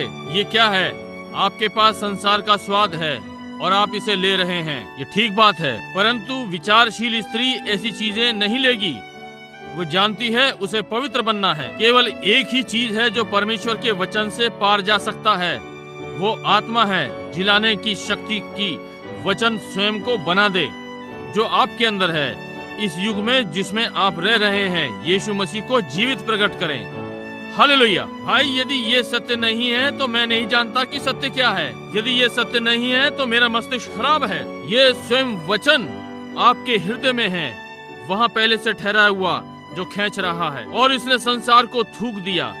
ये उसे नहीं चाहता, परंतु जब ये यहाँ वचन आता है, ये खींचना आरंभ करता है, और जब ये वचन में से होकर खींचता है तो ये पवित्र आत्मा को छोड़ और कुछ नहीं हो सकता कि वचन को जीवित करे। तब एक सोचने वाले धर्मी मनुष्य की छलनी वचन है, और ये पवित्र स्वाद को संतुष्ट करता है जो उसके हृदय में है। एक विचारशील मनुष्य की छलनी पवित्र मनुष्य का स्वाद। ओ प्रभु, हम क्या हैं उसके लिए? बजाय कि परमेश्वर की छलनी को अपने प्राण के लिए प्रयोग करे, वो शैतान को किसी नामधारी या मतसार से स्वयं को धोखा देने देता है, ठीक उस तंबाकू कंपनी के समान जो लोगों को धूम्रपान के लिए धोखा दे रही है। आप थोड़े और सदस्य कर लो और बस यही है। ओह, अब मैं कुछ मिनटों में बंद करूं ये कहते हुए, अंधे लुदोकियो, हम कितने अंधे हो सकते हैं? अंधी लुदोकिया इस युग के अंधों की अगुवाई कर रही है। झूठे प्रदर्शनों, झूठे मतसार, धर्म सिद्धांत जो झूठे हैं, नामधारी के अंतर्गत जो झूठे हैं, मतसार की पुस्तकें जो झूठी हैं। ओ अंधी लुदोकिया, अंधे की अगुवाई कर रहे हैं। आप सब गड्ढे में गिरने जा रहे हैं। प्रचार को आज रात्रि अपनी छलनियां बदल दो। नामधारी निकोटीन को अपनी नामधारी व्यवस्था में मत लो। धर्म सिद्धांत और मतसारों को जो यीशु ने कहा, जो कोई भी इसमें एक वचन भी मिलाए या इसमें से एक वचन निकाले। जब आप अपनी भक्त मंडली को बताते हैं कि स्त्रियों के लिए ये करना ठीक है और वे पुरुष को ये करना और ये सारी चीजें, और जो वो आदि जब तक वे इसके लिए सच्चे हैं और ये करते हैं और इन मतसारों आदि का पालन करते हैं, क्या आपको अपने पर लज्जा नहीं आती? यीशु ने कहा, अंधे फरीसियों। और जैसे यीशु चिल्लाया, अंधे फरीसियों, मेरे अपने हृदय में आज रात्रि पवित्र आत्मा चिल्लाता है, अंधी लुदिकिया। कितनी बार परमेश्वर आपको बेदारी देगा, परंतु अब तुम्हारा समय आ गया है, अब ये बहुत देर हो गई। तुम कैसे हंसे और उन लोगों का उपहास उड़ाया जिन्हें परमेश्वर ने तुम्हारे पास भेजा, परंतु अब तुम्हारा समय आ गया। ओ संयुक्त राज्य, कैसे परमेश्वर तुम पर मंडराएगा जैसे मुर्गी अपने बच्चों को पंखों में छिपाती है, परंतु तुम नहीं करोगे। अब ये आवाज एक से दूसरे किनारे, उत्तर से दक्षिण और पूर्व से पश्चिम जाएगी। परमेश्वर कैसे तुम पर मंडराएगा, परंतु तुम नहीं करोगे। अब तुम्हारा समय आ गया। राष्ट्र टूट रहे हैं और संसार टूट रहा है। 1500 मील और 400 मील का टुकड़ा डूब जाएगा, यह संभव है 40 मील नीचे उस महान भूमि की सतह में। इन्हीं दिनों में लहरें केंटकी प्रांत से टकराएंगी, और जब ये होता है, ये संसार को इतनी जोर से हिलाएगा कि जो भी इसकी चोटी पर है वो नीचे आ जाएगा। ओ मुझे युगों की चट्टान में छिपा लो। परमेश्वर, मुझे प्रभु में जीवित रहूं। परमेश्वर की जीवित आत्मा में मुझे श्वास दिला। मैं परमेश्वर की छलनी ले लूं और उसी से जीवित रहूं। प्रभु, मैं पवित्र आत्मा की ताजी हवा में सांस लूं, अपने फेफड़ों में हर दिन, अपने प्राण में। प्रभु, ये आपके विरोध में नहीं है। मुझे सांस दिला पवित्र आत्मा, मुझे सांस दे। मुझे अपने हृदय में परमेश्वर का वचन बोने दो, और उद्देश्य है कि मैं दाहिने नहीं घूमूंगा या बाएं, इससे अलग, परंतु मैं अपने सारे जीवन के दिनों में इसके साथ सच्चा बना रहूंगा। ओ पिता परमेश्वर, तो फिर मेरे ऊपर पवित्र आत्मा का जीवन उतारें कि मेरे लिए वे वचन जीवित हो जाएं, ताकि मैं यीशु मसीह को जो मेरे सामने है प्रकट कर सकूं, जो ये घटित होने की प्रतीक्षा में है। ये मेरी प्रार्थना है। ओ प्रभु, ध्यान दें, आज वे कैसे कलीसियाओं में कर रहे हैं, लोगों को नामधारी छन्नी के द्वारा चूस रहे हैं और उस एक्यूमेनिकल संगठन में ले रहे हैं। क्योंकि ये उनके हृदय की इच्छा पूरी कर रहा है। वो संस्था, उसमें संस्था का स्वाद है, वे इसे करेंगे। हर बार परमेश्वर उनके पास बेदारी भेजता है और वे क्या करेंगे? उन्होंने इसे संस्थागत कर दिया है। क्या ये ठीक बात है? इसलिए उनके पास उन्हीं की तरह की छलनी है, क्योंकि उनके पास महान स्वाद है, और अब परमेश्वर उनका स्वाद उनकी इच्छा के अनुसार देने जा रहा है। वो उन्हें देने जा रहा है। वे उन्हें एक्यूमेनिकल समिति में चूस रहे हैं और फिर वे अपनी संस्था का स्वाद पाते हैं। वे इसे आता हुआ पा रहे हैं। ओ लुदिकिया की कलीसिया, इस युग में धोखा ना खाओ उनके धोखे से। ओ पेंतिकोस्लो, तुम जो लुदिकिया की कलीसिया में चले गए हो, तुम जो लुदिकिया के भाग हो, मरी कलीसिया, मेथोडिस्ट, बैप्टिस्ट और प्रेस्बिटेरियन से होते हुए कर्मकांडियों का रूप, परंतु तुम पेंतिकोस्लो जो अब भी एक बार आमीन कह सकते हो। कौन मंच पर इतना सारा संगीत बजा सकता है और बालकटी स्त्रियां सब स्थानों में नृत्य कर रही हैं और फिर भी दिव्य चंगाई में विश्वास करती हैं? कितनी बार परमेश्वर ने तुम्हें लिया है, परंतु तुमने दूसरी छलनी ले ली, एक नामधारी छलनी। परमेश्वर ने कितनी बार तुम्हें लिया है? ये कितना धोखा देने वाला था। मत्ती 24:24, यीशु ने कहा कि यदि हो सके तो ये चुने हुओं को भी धोखा दे दे। आप कितने समीप हैं हवा के समान। दो चीजों को छोड़ रहा हूँ, आप स्वीकार नहीं करेंगे, क्योंकि आप संस्थागत हैं और इसे स्वीकार नहीं कर सकते। बस इतना ही लेते हैं जितना कि इन सब बातों को ले सकते थे, ताकि कम ठोकर लगे, पूरे का अपराधी ठहरें। पेंतिकोस्त, अपने विचारों को परमेश्वर की छलनी से निकाल, ना कि अपने नामधारी के स्वप्नों से, और तुम पवित्र मनुष्य के स्वाद में बाहर आ जाओगे। पवित्र आत्मा का सच्चा बपतिस्मा। क्या आप कल्पना कर सकते हैं कि मनुष्य अपनी पत्नी को बाल काटने देगा और छोटे कपड़े पहनने या तंग पजामा पहनने और कहता है कि वो विचारशील मनुष्य की छलनी में से आ रहा है? क्या आप कल्पना कर सकते हैं कि एक मनुष्य इस प्रकार की बातें करेगा? क्या आप कल्पना कर सकते हैं कि एक प्रचारक प्रचार मंच पर खड़ा हुआ है क्योंकि मंडली उसे अच्छा भुगतान करती है और जो उसकी पीठ थपथपाते और उसे डॉक्टर भाई आदरणीय कहते हैं और उसे सब प्रकार की दावतों में ले जाते हैं जहां वे तालाब में नहाना और हर प्रकार की चीजें मिलाते हैं समुद्र के किनारों पर? क्या आप कल्पना कर सकते हैं कि एक मनुष्य दावा कर सकता है कि वो विचारशील मनुष्य की छलनी से आ रहा है? और उनमें से कुछ स्त्रियां मंच पर अपने घुटनों से ऊपर के वेशभूषा के साथ और उभार इतने तंग कि उनके शरीर की रचना दिखाई पड़ती है, सारी क्रिया जो वे करती हैं, और उनके अंदर के वस्त्र उनके वस्त्रों के ऊपर से दिखाई पड़ते हैं, ऐसे ही खराब जैसे छोटे कपड़े पहने हुए हैं, नहाने का वस्त्र या कोई और चीज। तुम अंधे पेंतीकोस्तल लुदीशियन प्रचारक हो, कितने समय तक परमेश्वर तुम्हारी सहन करेगा? मैं नहीं जानता। परमेश्वर तुम्हारी अंधी आंखों पर दयावान हो। आज रात्रि उसके पास सुरमा है कि तुम्हारी आंखें खोल दे ताकि तुम देख सको। जैसा कि मैंने आज प्रातः कहा, हम देखने वाले युग में हैं।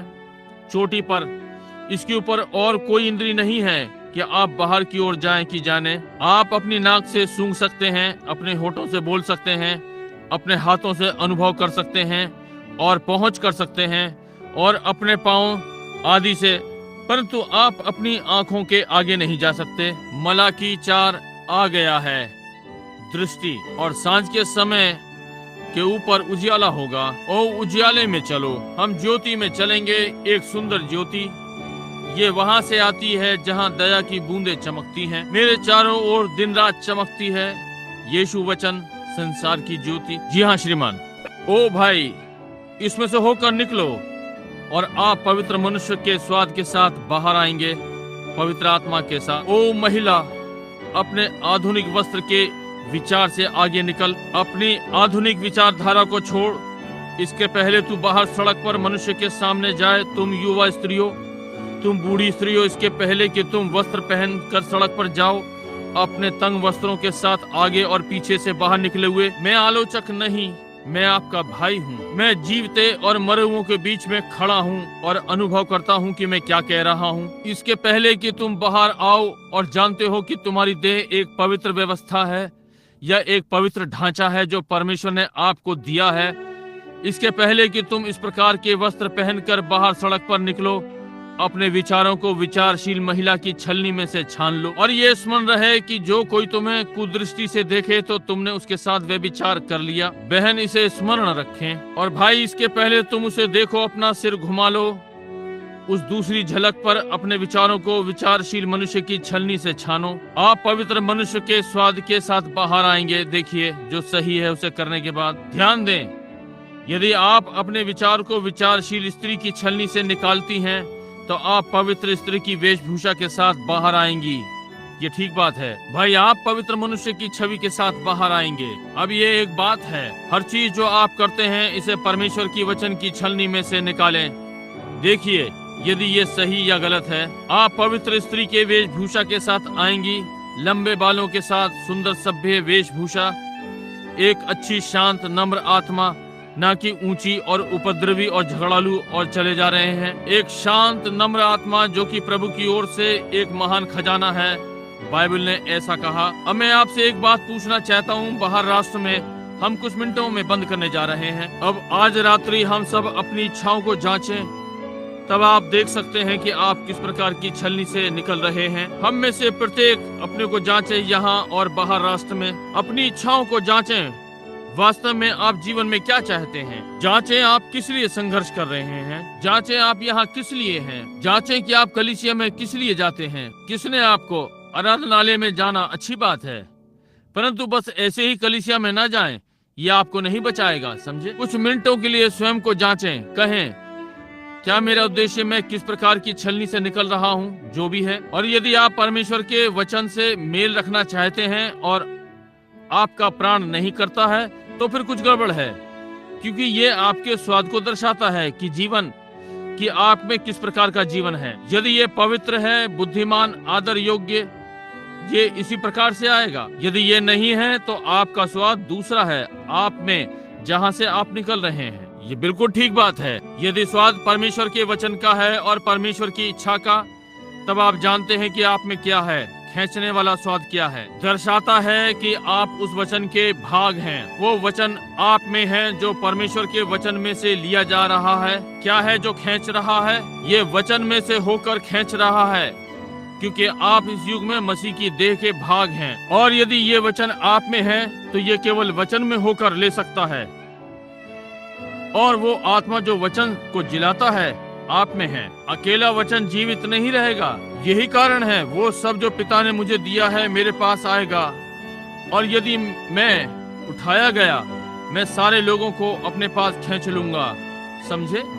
पिता मसीह की देह का भाग जो संसार में है पहले से ठहराए हुए हृदय में रखा है। कोई भी मनुष्य जो वास्तव में मसीही है, आज जन्म लिया है, जानता है जब से वो छोटा बालक था या छोटी लड़की, बल्कि वो जो कुछ आप में है वो परमेश्वर के लिए भूखा है। और आपने कलीसियाओं में सदस्य होने का यत्न किया और बहुत कुछ, ये काम नहीं करेगा। ये क्या था?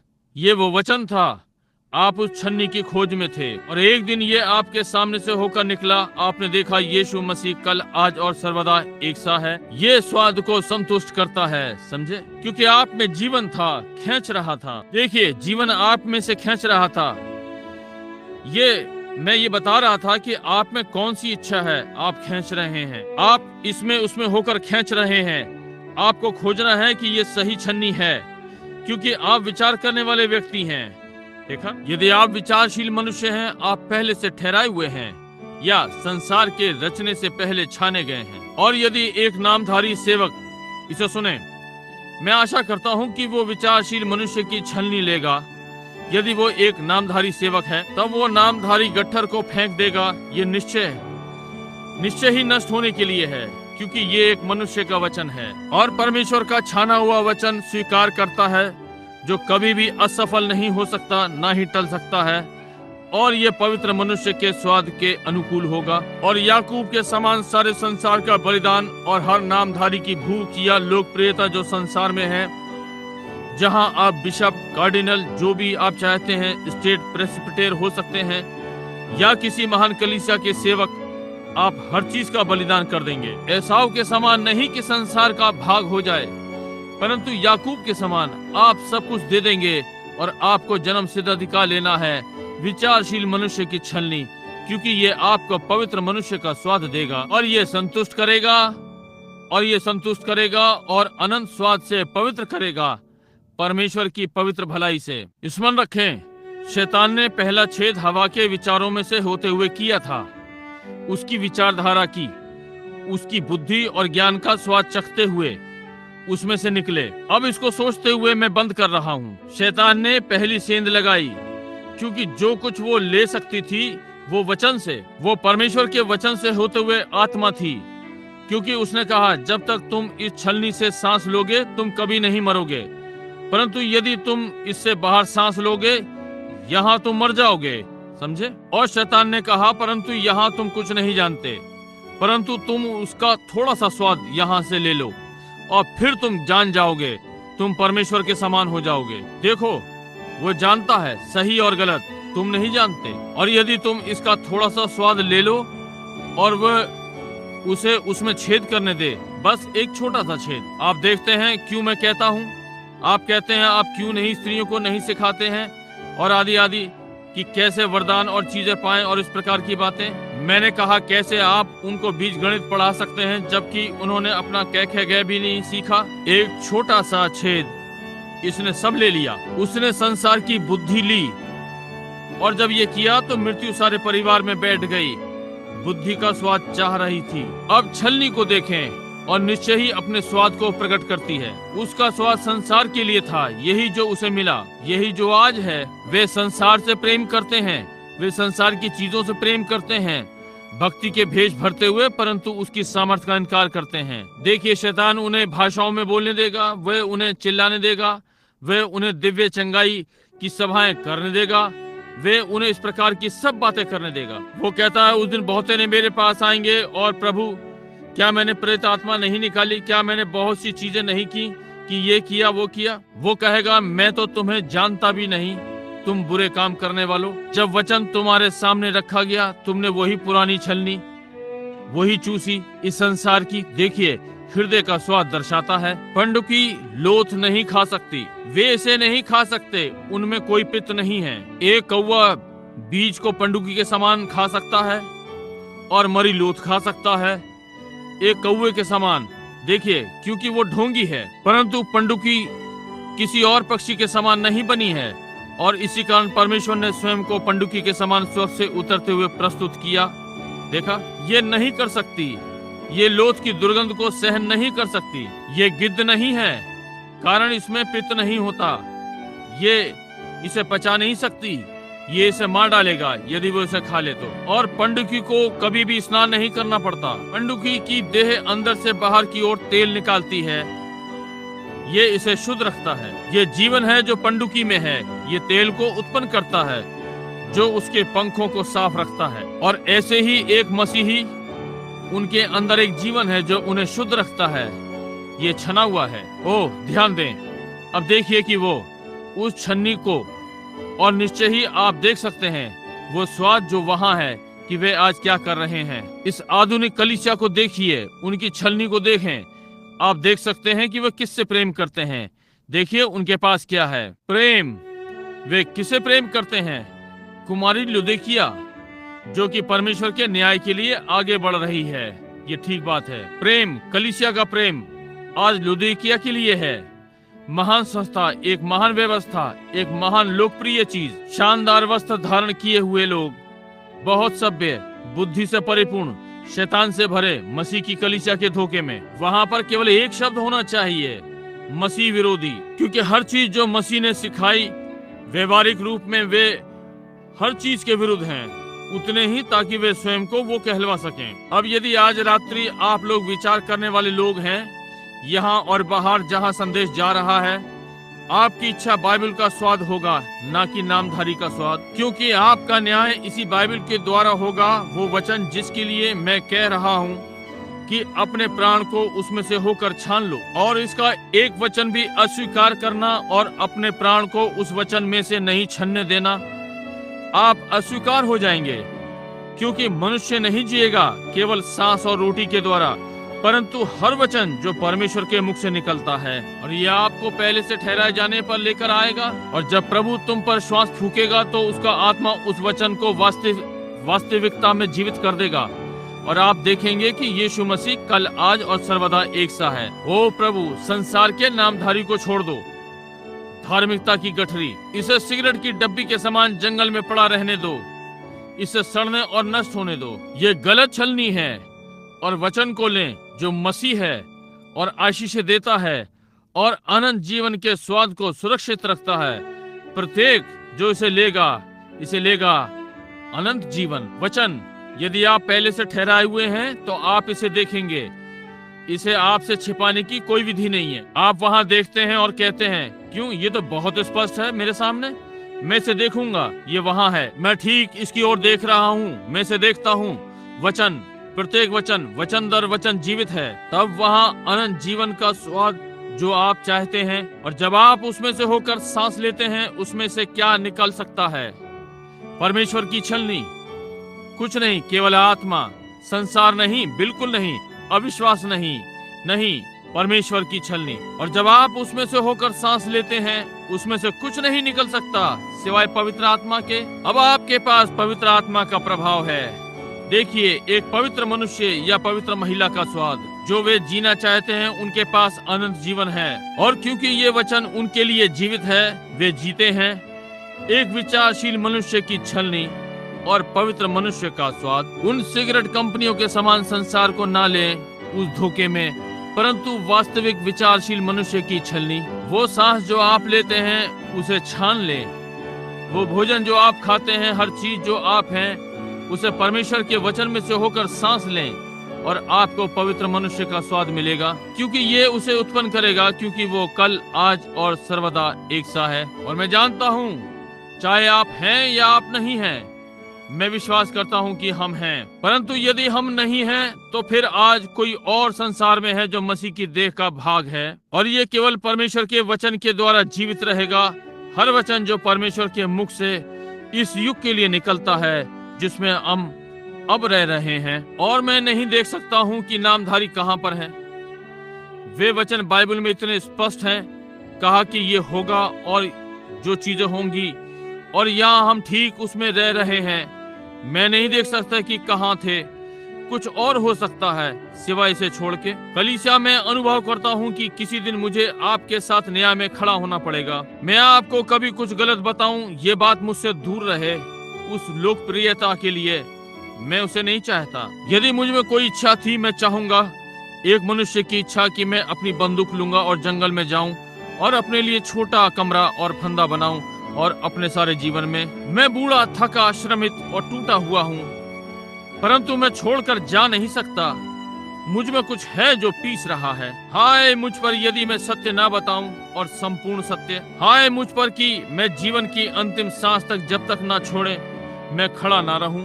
मुझे खड़ा ही रहना है, चाहे जो हो, चाहे जो कोई कुछ कहे। मैं परमेश्वर के सामने उत्तरदायी हूँ, और मैं सच में विश्वास करता हूँ कि जो हम प्रचार कर रहे हैं वो सत्य है। इसलिए नहीं क्योंकि मैं ये प्रचार कर रहा हूँ, नहीं मेरे भाई, नहीं श्रीमान, परमेश्वर मेरे हृदय को जानता है। कैसे मैं पसंद करूंगा कि एक भक्त मंडली में बैठूं और अभिषेक किया हुआ प्रचार वचन सुनूं। ये मेरे लिए कितना सरल होगा। निश्चय ही, क्योंकि मेरे पास वैसे ही अनंत जीवन होगा जैसे प्रचार मंच के मनुष्य के पास। मैं इसका भाग हूँ जैसे वो है। मैं भी उसी स्वर्ग में जाऊंगा, वही सुविधाएं। ये मेरे लिए कितना सरल होगा कि वहाँ बैठूं और इन मारकूट को ना लूं और चलता रहूं। ये कितना सरल होगा बिना सोए सारी रात्रि बाहर, एक या आधा घंटा या 2 घंटे सारी रात्रि उन चीजों से संघर्ष जो आती हैं। मेरे लिए करना कितना आसान है। अगली प्रातः अपनी बंदूक उठाऊं और अपनी मछली पकड़ने के लिए छड़ और मछली के शिकार या वैसे ही शिकार पे जाऊं। ये कितना आसान होगा। परंतु भाई, ये मेरे लिए मेरे हिस्से में आया है। परमेश्वर मेरी सहायता करे कि अपनी कर्तव्य के स्थान से ना हटूं, परंतु ईमानदारी और सच्चाई से खड़ा रहूं और आपके लिए विचारशील मनुष्य की छलनी तैयार करूं जो आपको पवित्र मनुष्य का स्वाद देगा। विचारशील मनुष्य की छलनी जल है, अलगाव का जल, ये पाप से पवित्रीकरण जो परमेश्वर का वचन है। और विचारशील मनुष्य वो मनुष्य जो जानता है कि उसे परमेश्वर के सन्मुख खड़ा होना है, जानता है कि उसे बाइबल के हर वचन का उत्तर देना है। ये आपके स्वाद को संतुष्ट करेगा जो आपके हृदय में है। परमेश्वर इसे स्वीकार करने में हमारी सहायता करे, जैसे कि हम अपने सिरों को झुकाते हैं। प्रिय परमेश्वर, 1 या 2 घंटे गुजर गए हैं, घड़ी की सुई पूरा चक्कर काट गई है। संदेश अब इतिहास में जाता है और इसका अभिलेख पुस्तक में है। हम सबको इसके लिए उत्तर देना है। हर व्यवहार को जो हम करते हैं, हर शब्द जो हमने बोला, हर विचार जो हमारे मस्तिष्क से होकर निकला, रिकॉर्ड करने का यंत्र अब भी चल रहा है। और अब ये जब तक जीवन पूरा हो चलता रहेगा, और फिर हम न्याय के दिन इसका उत्तर देंगे। ओह परमेश्वर, स्वर्ग और पृथ्वी के महान रचयिता, हम इसका विश्वास करें कि मैं आज के दिन के लोगों के लिए प्रार्थना करता हूँ। मैं अपने लिए भी उनके साथ प्रार्थना करता हूँ कि प्रभु यीशु कि आपकी अपनी छन्नी को थामे रहेंगे। और यदि मैं कुछ धर्म विरोधी कहूँ, प्रभु मैं मेरे हृदय में मैं इसे नहीं जानता। मैं प्रार्थना करता हूँ यदि मेरे लिए ये गलत हो कि मैं आपके वचन को लूं और इस प्रकार की चीज को लूं, तो मुझे इसके लिए क्षमा कर दें। परंतु प्रभु, मैंने सोचा जब आपने मुझसे जंगल में बात की, आप जानते हैं, प्रातः का समय, ये बस मैं इसे अपने विचार से नहीं हटा सका। मैंने मान लिया कि ये आपके पास से आ रहा है। इसलिए पिता परमेश्वर, मैं इसे पहले ही बोल चुका, और परमेश्वर मैं प्रार्थना करता हूँ कि आप इसे मार्ग में होने देंगे कि मैंने सोचा ये हो कि विचार करने वाला पुरुष मनुष्य, यदि उसके पास कोई विचार है, वो जान जाएगा कि उसे परमेश्वर की उपस्थिति में खड़ा होना है, और वह उसे अपने प्राण में नहीं लेगा कोई चीज जो दूषित या परमेश्वर के वचन के विरोध में हो। और पिता, जैसे हम अनुभव करते हैं कि जैसे मैंने आज की नामधारी से तुलना की है, भिन्न होने के लिए नहीं प्रभु, किसी दिन मेरे हृदय से आप मेरा न्याय करेंगे। और परमेश्वर, मैं प्रार्थना करता हूँ कि आप देखेंगे कि ये भिन्न होने के लिए नहीं था, परंतु ये ईमानदार और निष्ठावान होने का यत्न था। ये अनुभव करते हुए कि आपके लहू के खरीदे हुए को थामे हूँ, अब किनारे से किनारे तक मेरे हाथों में हैं, और उनमें से बहुतों ने बातों का विश्वास किया है, और स्वर्ग के परमेश्वर, इनमें से कोई भी नष्ट ना हो। मैं प्रत्येक के लिए दावा करता हूँ और उनके सामने पाप से अलग होने की छलनी को पकड़ता हूँ। अलगाव का जल यीशु मसीह का लहू वचन देहधारी हुआ। प्रभु इसे प्रदान करें और पवित्र आत्मा हमारे प्राणों पर आपकी हर प्रतिज्ञा में से उंडेला जाएगा और हम यीशु मसीह की दुल्हन के जीवित प्रतिनिधि हों। इस आंखों के समय में सांझ के उजियाले में देख रहे हैं, क्योंकि हम इन्हें यीशु मसीह के नाम से प्रस्तुत करते हैं। आमीन। आप उससे प्रेम करते हैं, आप इसका विश्वास करते हैं। यदि मैं कोई गलत बात कहूं, ये कहने के द्वारा विचारशील मनुष्य की छलनी, तो मैं इसे और नहीं कह सकता। मेरे पास शिक्षा नहीं है, मुझे वही कहना होता है जो मेरे पास आता है। और जब मैंने देख लिया कि ये वहां पर है, मैंने सोचा ढोंगपने की क्या ही चाल है। और किसी चीज ने कहा, जैसे कि कलीसिया एक विचारशील मनुष्य की छलनी। ओह प्रभु, इससे ये कहीं अधिक है। एक विचार करने वाला मनुष्य इसे कभी भी प्रयोग नहीं करेगा, समझे? निश्चय ही नहीं। और ये धूम्रपान वाले मनुष्य के स्वाद की इच्छा करता है। ये ठीक बात है, क्योंकि उसे अपने स्वाद को संतुष्ट करना है। परंतु वास्तविक विचारशील मनुष्य जानता है कि उसका प्राण न्याय के लिए जाता है और वह अपने स्वाद को परमेश्वर के वचन की छन्नी से छानेगा। वो सब जो पिता ने मुझे दिया है मेरे पास आएगा और वो हर उस वचन से जिएगा जो परमेश्वर के मुख से निकलता है, जो कि अलगाव का जल है, हमें पाप से अलग करता है। क्योंकि जब ये वचन से आता है, हम देखते हैं कि ये पाप है कि अविश्वास करें, इसलिए हम बस इसका विश्वास करते हैं और आगे बढ़ते हैं। ये पाप से अलगाव है। आप उससे प्रेम करते हैं, मैं उससे प्रेम करता हूँ, मैं प्रेम करता हूँ। आइए हम उसके लिए अपने हाथ उठाएं, क्योंकि उसने पहले मुझसे प्रेम किया और मेरे उद्धार को खरीदा। उस कलवरी के वृक्ष पर उसने क्या कहा? ये होगा, सब मनुष्य जान जाएंगे कि तुम मेरे चेले हो, जब तुम प्रेम करते हो, एक दूसरे से प्रेम रखो। आइए किसी से भी हाथ मिलाएं, जबकि हम इसे फिर से गाते हैं और कहें, मैं भी आपसे प्रेम करता हूँ भाई, मैं उससे प्रेम करता हूँ। ये आज आप जान जाएं कि उसने मुझे से पहले प्रेम किया और मेरे उद्धार को खरीदा उस कलवरी के वृक्ष पर। अब क्या आप विचारशील मनुष्य की छलनी पसंद करते हैं? जब आप कल अपने कंधे संसार में रगड़ने जाते हैं, भाई बहनों, आपके पास विचारशील मनुष्य की छलनी होनी चाहिए। जब वो मनुष्य आपको पवित्र शोर मचाने वाला कहकर पुकारते हैं, क्या आप विचारशील मनुष्य की छलनी का प्रयोग करते हैं? जब कोई आपके विरोध में कुछ बुरा कहता है, तो क्या आपके पास विचारशील मनुष्य की छलनी है? देखिए, बुराई के लिए भलाई करो, उनके लिए प्रार्थना करो जो आपसे द्वेष करते हैं और वे जो आपको सताते हैं, तब आप विचारशील मनुष्य की छलनी से सांस लेते हैं। क्योंकि यदि तुम केवल उनसे प्रेम करते हो जो तुमसे प्रेम करते हैं, जैसा कि हम एक दूसरे से हाथ मिलाते हैं, जैसा कि प्रभु में प्रिय, ये अच्छा है। परंतु आप क्या उनसे भी प्रेम कर सकते हैं जो प्रेम करने के योग्य नहीं? ये विचारशील मनुष्य की छलनी है। ये मसीह का आत्मा आप में है। उनसे प्रेम करें जो आपसे प्रेम नहीं करते, तब आपको परमेश्वर से बदला मिलेगा। परंतु अब यदि आप इसे कर्तव्य के समान करते हैं, तो अब भी आपके पास विचारशील मनुष्य की छलनी नहीं है। आप अभी केवल दूसरे चक्र में हैं। परंतु यदि ये आपके हृदय से हो, आप वास्तव में उससे प्रेम करते हैं, तब आप विचारशील मनुष्य की छलनी से सांस ले रहे हैं। और ये पवित्र मनुष्य के स्वाद को संतुष्ट करेगा, जो कि आप हृदय से जानते हैं कि आप हर एक को, हर चीज को क्षमा करते हैं। कोई मतलब नहीं क्या घटित होता है। क्या ये अद्भुत नहीं है? पहले मुझसे प्रेम किया और मेरे उद्धार को खरीदा उस कलवरी के वृक्ष पर। हम ज्योति में चलेंगे। ये सुंदर ज्योति है। ये वहां से आती है जहां अनुग्रह की बूंदें चमकती हैं। हमारे चारों ओर दिन और रात चमकती हैं। यीशु संसार की ज्योति। हम इस ज्योति में चलेंगे। ये इतनी सुंदर ज्योति है। ये वहां से आती है जहां अनुग्रह की छनी हुई बूंदें चमक रही हैं। ओ, हमारे चारों ओर दिन और रात चमक रही हैं। यीशु संसार की ज्योति है। ज्योति के सारे संतों, आओ दावा करो, यीशु जगत की ज्योति है। तब स्वर्ग की घंटी बजेगी। यीशु संसार की ज्योति है। ओ हम ज्योति में चलेंगे। ये इतनी सुंदर ज्योति है। ये वहां से आती है जहां अनुग्रह की बूंदें चमकती हैं। ओ हमारे चारों ओर दिन और रात चमकती है। यीशु जगत की ज्योति है। आप प्रेम करते हैं? ओ हम ज्योति में चलेंगे।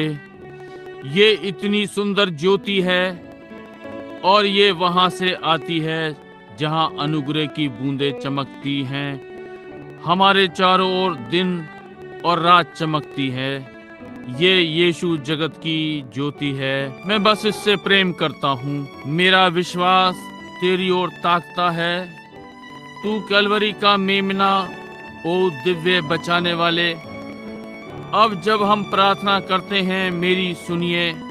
मेरे सारे पाप ले मुझे छान प्रभु उस वचन में से होकर। ओ मुझे आज से संपूर्ण तेरा हो जाऊं। थोड़ा इस पर सोचें। वचन में से छना हुआ संपूर्ण तेरा।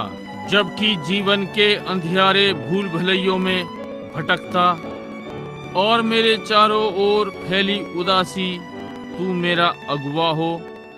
अंधियारे को उजियाले में बदल दे। शोक का डर हटा दे। ना ही मुझे कभी भटकने दे तुझसे अलग दूर। मेरे दुखी हृदय को मेरी उत्तेजना प्रेरणा देती है। ओ अंधियारा दिन में बदलता है और दुख के आंसू पोंछता।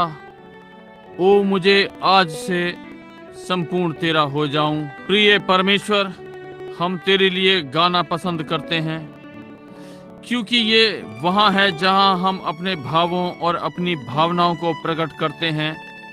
सारी भक्त मंडली जैसे कि हम पर जीवन के वचन से श्वास देते हैं। इसलिए हम बहुत आभारी हैं प्रभु, और वो गीत हमें स्वीकार करें प्रभु कि आप करेंगे। ये हमारी इच्छा है कि परमेश्वर के वचन की छलनी से छाने जाएं, प्रतिदिन उजियाले में चलें, सुसमाचार की ज्योति, और हमारे मार्गों को प्रतिदिन प्रेम से भर, जैसे कि हम स्वर्गीय पंडुकी के साथ चलते हैं। आइए हम सब चलें कुछ देर गीत और मुस्कुराहट हर दिन को हमारे मार्ग को प्रेम से भर दे। प्रभु इसे ग्रहण करें। हम सबको एक साथ आशीषित करें। तेरा अनुग्रह और दया हमारे साथ रहे।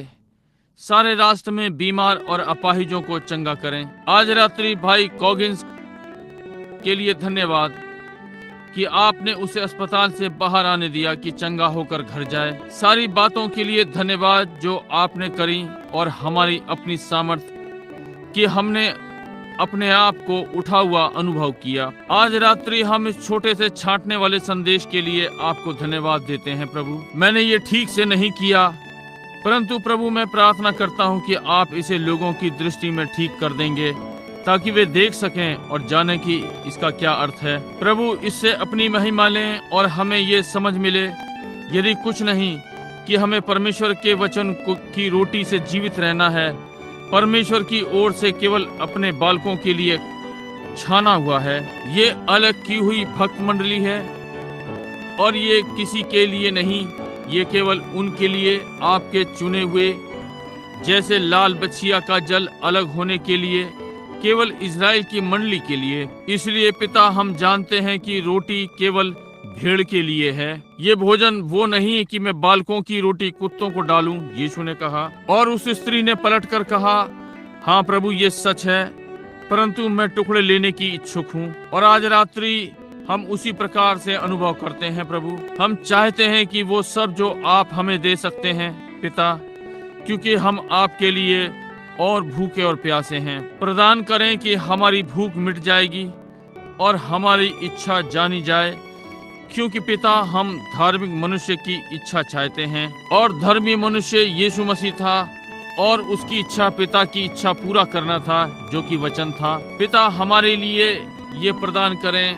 हम ये उसके नाम में मांगते हैं, आमीन। आइए जब हम अपना विसर्जन का गीत गाते हैं तो खड़े हो जाएं, यीशु नाम को अपने साथ लें। बाहर जहाँ जहाँ ये संदेश आज रात्रि गया है, परमेश्वर आप लोगों को लोगों के साथ हो, जैसे कि हम प्रार्थना से विसर्जित होते हैं। उन्हें पाए आप में से प्रत्येक जो वहाँ बाहर है। मैं आशा करता हूँ कि आपने जो मैं लाया हूँ इसे सुनने से आनंद प्राप्त किया होगा, और मैं विश्वास करता हूँ कि परमेश्वर आपके हृदय पर रखेगा और इसका आपको सही अनुवाद देगा। और आप जो यहाँ मंडली में हैं, जिनके पास यहाँ रुमाल रखे हुए हैं, मैंने उन पर हाथ रख दिया है। मैं प्रार्थना करता हूँ कि परमेश्वर आप में से प्रत्येक को चंगा करेगा।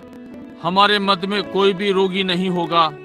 आप देखिए परमेश्वर कैसे हमारी प्रार्थना का उत्तर देता है। जब हम यहाँ एकत्र होते हैं, लोग जो मेरे नाम के कहलाते हैं एक साथ एकत्र होंगे और प्रार्थना करेंगे, तब मैं स्वर्ग से सुन लूंगा। उसने ये करने की प्रतिज्ञा की है। इसलिए हम बटे हुए नहीं हैं, हम एक ही व्यक्ति हैं। हम सब एक हैं मसीह यीशु में, और प्रत्येक के लिए प्रार्थना कर रहा है। आप मेरे लिए प्रार्थना करें जैसे कि मैं आपके लिए प्रार्थना करता हूँ। और परमेश्वर आपको आशीष दे जब तक हम आपको फिर ना देखें। और मेरा भरोसा है कि आप निरंतर, आप जो यहाँ आसपास रहते हैं, इस आराधनालय में आएंगे और हमारे अच्छे सेवक से मिलेंगे, भाई नेविल से।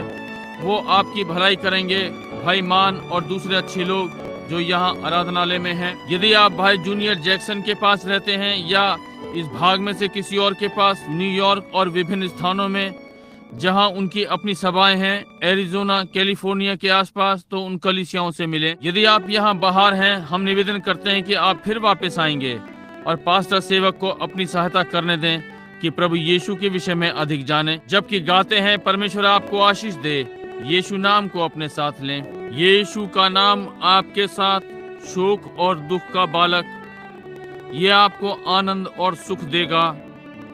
आप जाते हैं। कीमती नाम और कितना मीठा, ओह कितना मीठा, पृथ्वी की आशा और स्वर्ग का आनंद। कीमती नाम, ओह कितना मीठा, पृथ्वी की आशा और स्वर्ग का आनंद। वहां भक्त मंडली को देखते हुए आज रात्रि भाई एस्टल बीलर, वहां पीछे भाई पामार और बहुत से भाई जेटी और बहुत से सेवक गण यहाँ आसपास खड़े हैं। मैं उनके नाम नहीं पुकार सकता। इच्छा थी कि मैं आपको प्रत्येक को यहाँ लाता और आप सब सभा को विसर्जित करते, या कुछ आप समझते हैं। क्या आप नहीं समझते? मैं जानता हूँ कि आप में मसीही हृदय है और जानते हैं कि हम कैसे लोग हैं। हम सब मिलकर एक व्यक्ति हैं मसीह यीशु में। अब हम स्मरण रखें जैसे कि हम इस अगले पद को गाते हैं, जबकि हमारे भाई यहाँ आपको प्रार्थना में होकर विसर्जित करेंगे। और मैं चाहता हूँ, ये भाई हैं अर्ल मार्टिन, मैं विश्वास करता हूँ अरकानसास से या मसूरी, ठीक, अरकानसास मसूरी से। वहाँ उनके पास कलीसिया है। और मैंने ध्यान दिया कि यह दूसरा भाई वहाँ नीचे से है, मैं उसका नाम स्मरण नहीं कर सकता, ब्रीवर। वो यहाँ प्रातः था, मैं समझता हूँ कि वो अब भी यहाँ है आज रात्रि। हाँ, मैं उसको वहाँ खड़े हुए देख सकता हूँ। भाई ब्रीवर, मैंने वचन दिया है कि आकर उनकी कलीसिया का समर्पण करूंगा। बहुत बार मैं किसी दिन वहाँ जाऊंगा प्रभु की सहायता से, जैसा मैं कर सकता हूँ। अब जबकि हम अगला अंतरा गाते हैं, यीशु के नाम में झुकते हैं, उसके कदमों पर दंडवत करते हैं। स्वर्ग में राजाओं के राजा को हम मुकुट पहनाएंगे जब हमारी यात्रा पूरी होती है। आइए अब हम इसे गाएं। यीशु के नाम में झुकते हैं, उसके चरणों पर दंडवत करते हैं। राजाओं का राजा, स्वर्ग में हम उसे मुकुट पहनाएंगे जब हमारी यात्रा पूरी हो जाए। कीमती नाम, ओह कितना मीठा, ओह कितना मीठा, पृथ्वी की आशा और स्वर्ग का आनंद। कीमती नाम, ओह कितना मीठा, पृथ्वी की आशा और स्वर्ग का आनंद। ओ यीशु नाम को अपने साथ ले, हर फंदे की ढाल। अब सुनिए, ओ जब परीक्षाएं आपको घेर लें, आपको क्या करना चाहिए? पवित्र नाम को अपनी सांसों में लें। कीमती नाम, ओ कितना मीठा, पृथ्वी की आशा और स्वर्ग का आनंद। कीमती नाम, ओ कितना मीठा, पृथ्वी की आशा और स्वर्ग का आनंद। आइए हम अपने सिरों को झुकाएं। ओ कीमती नाम, ओ कितना मीठा, पृथ्वी की आशा और स्वर्ग का आनंद। कीमती नाम, इसमें बपतिस्मा लो, इसमें प्रार्थना करो। ओ कितना मीठा, पृथ्वी की आशा और स्वर्ग का आनंद। भाई मार्टिन।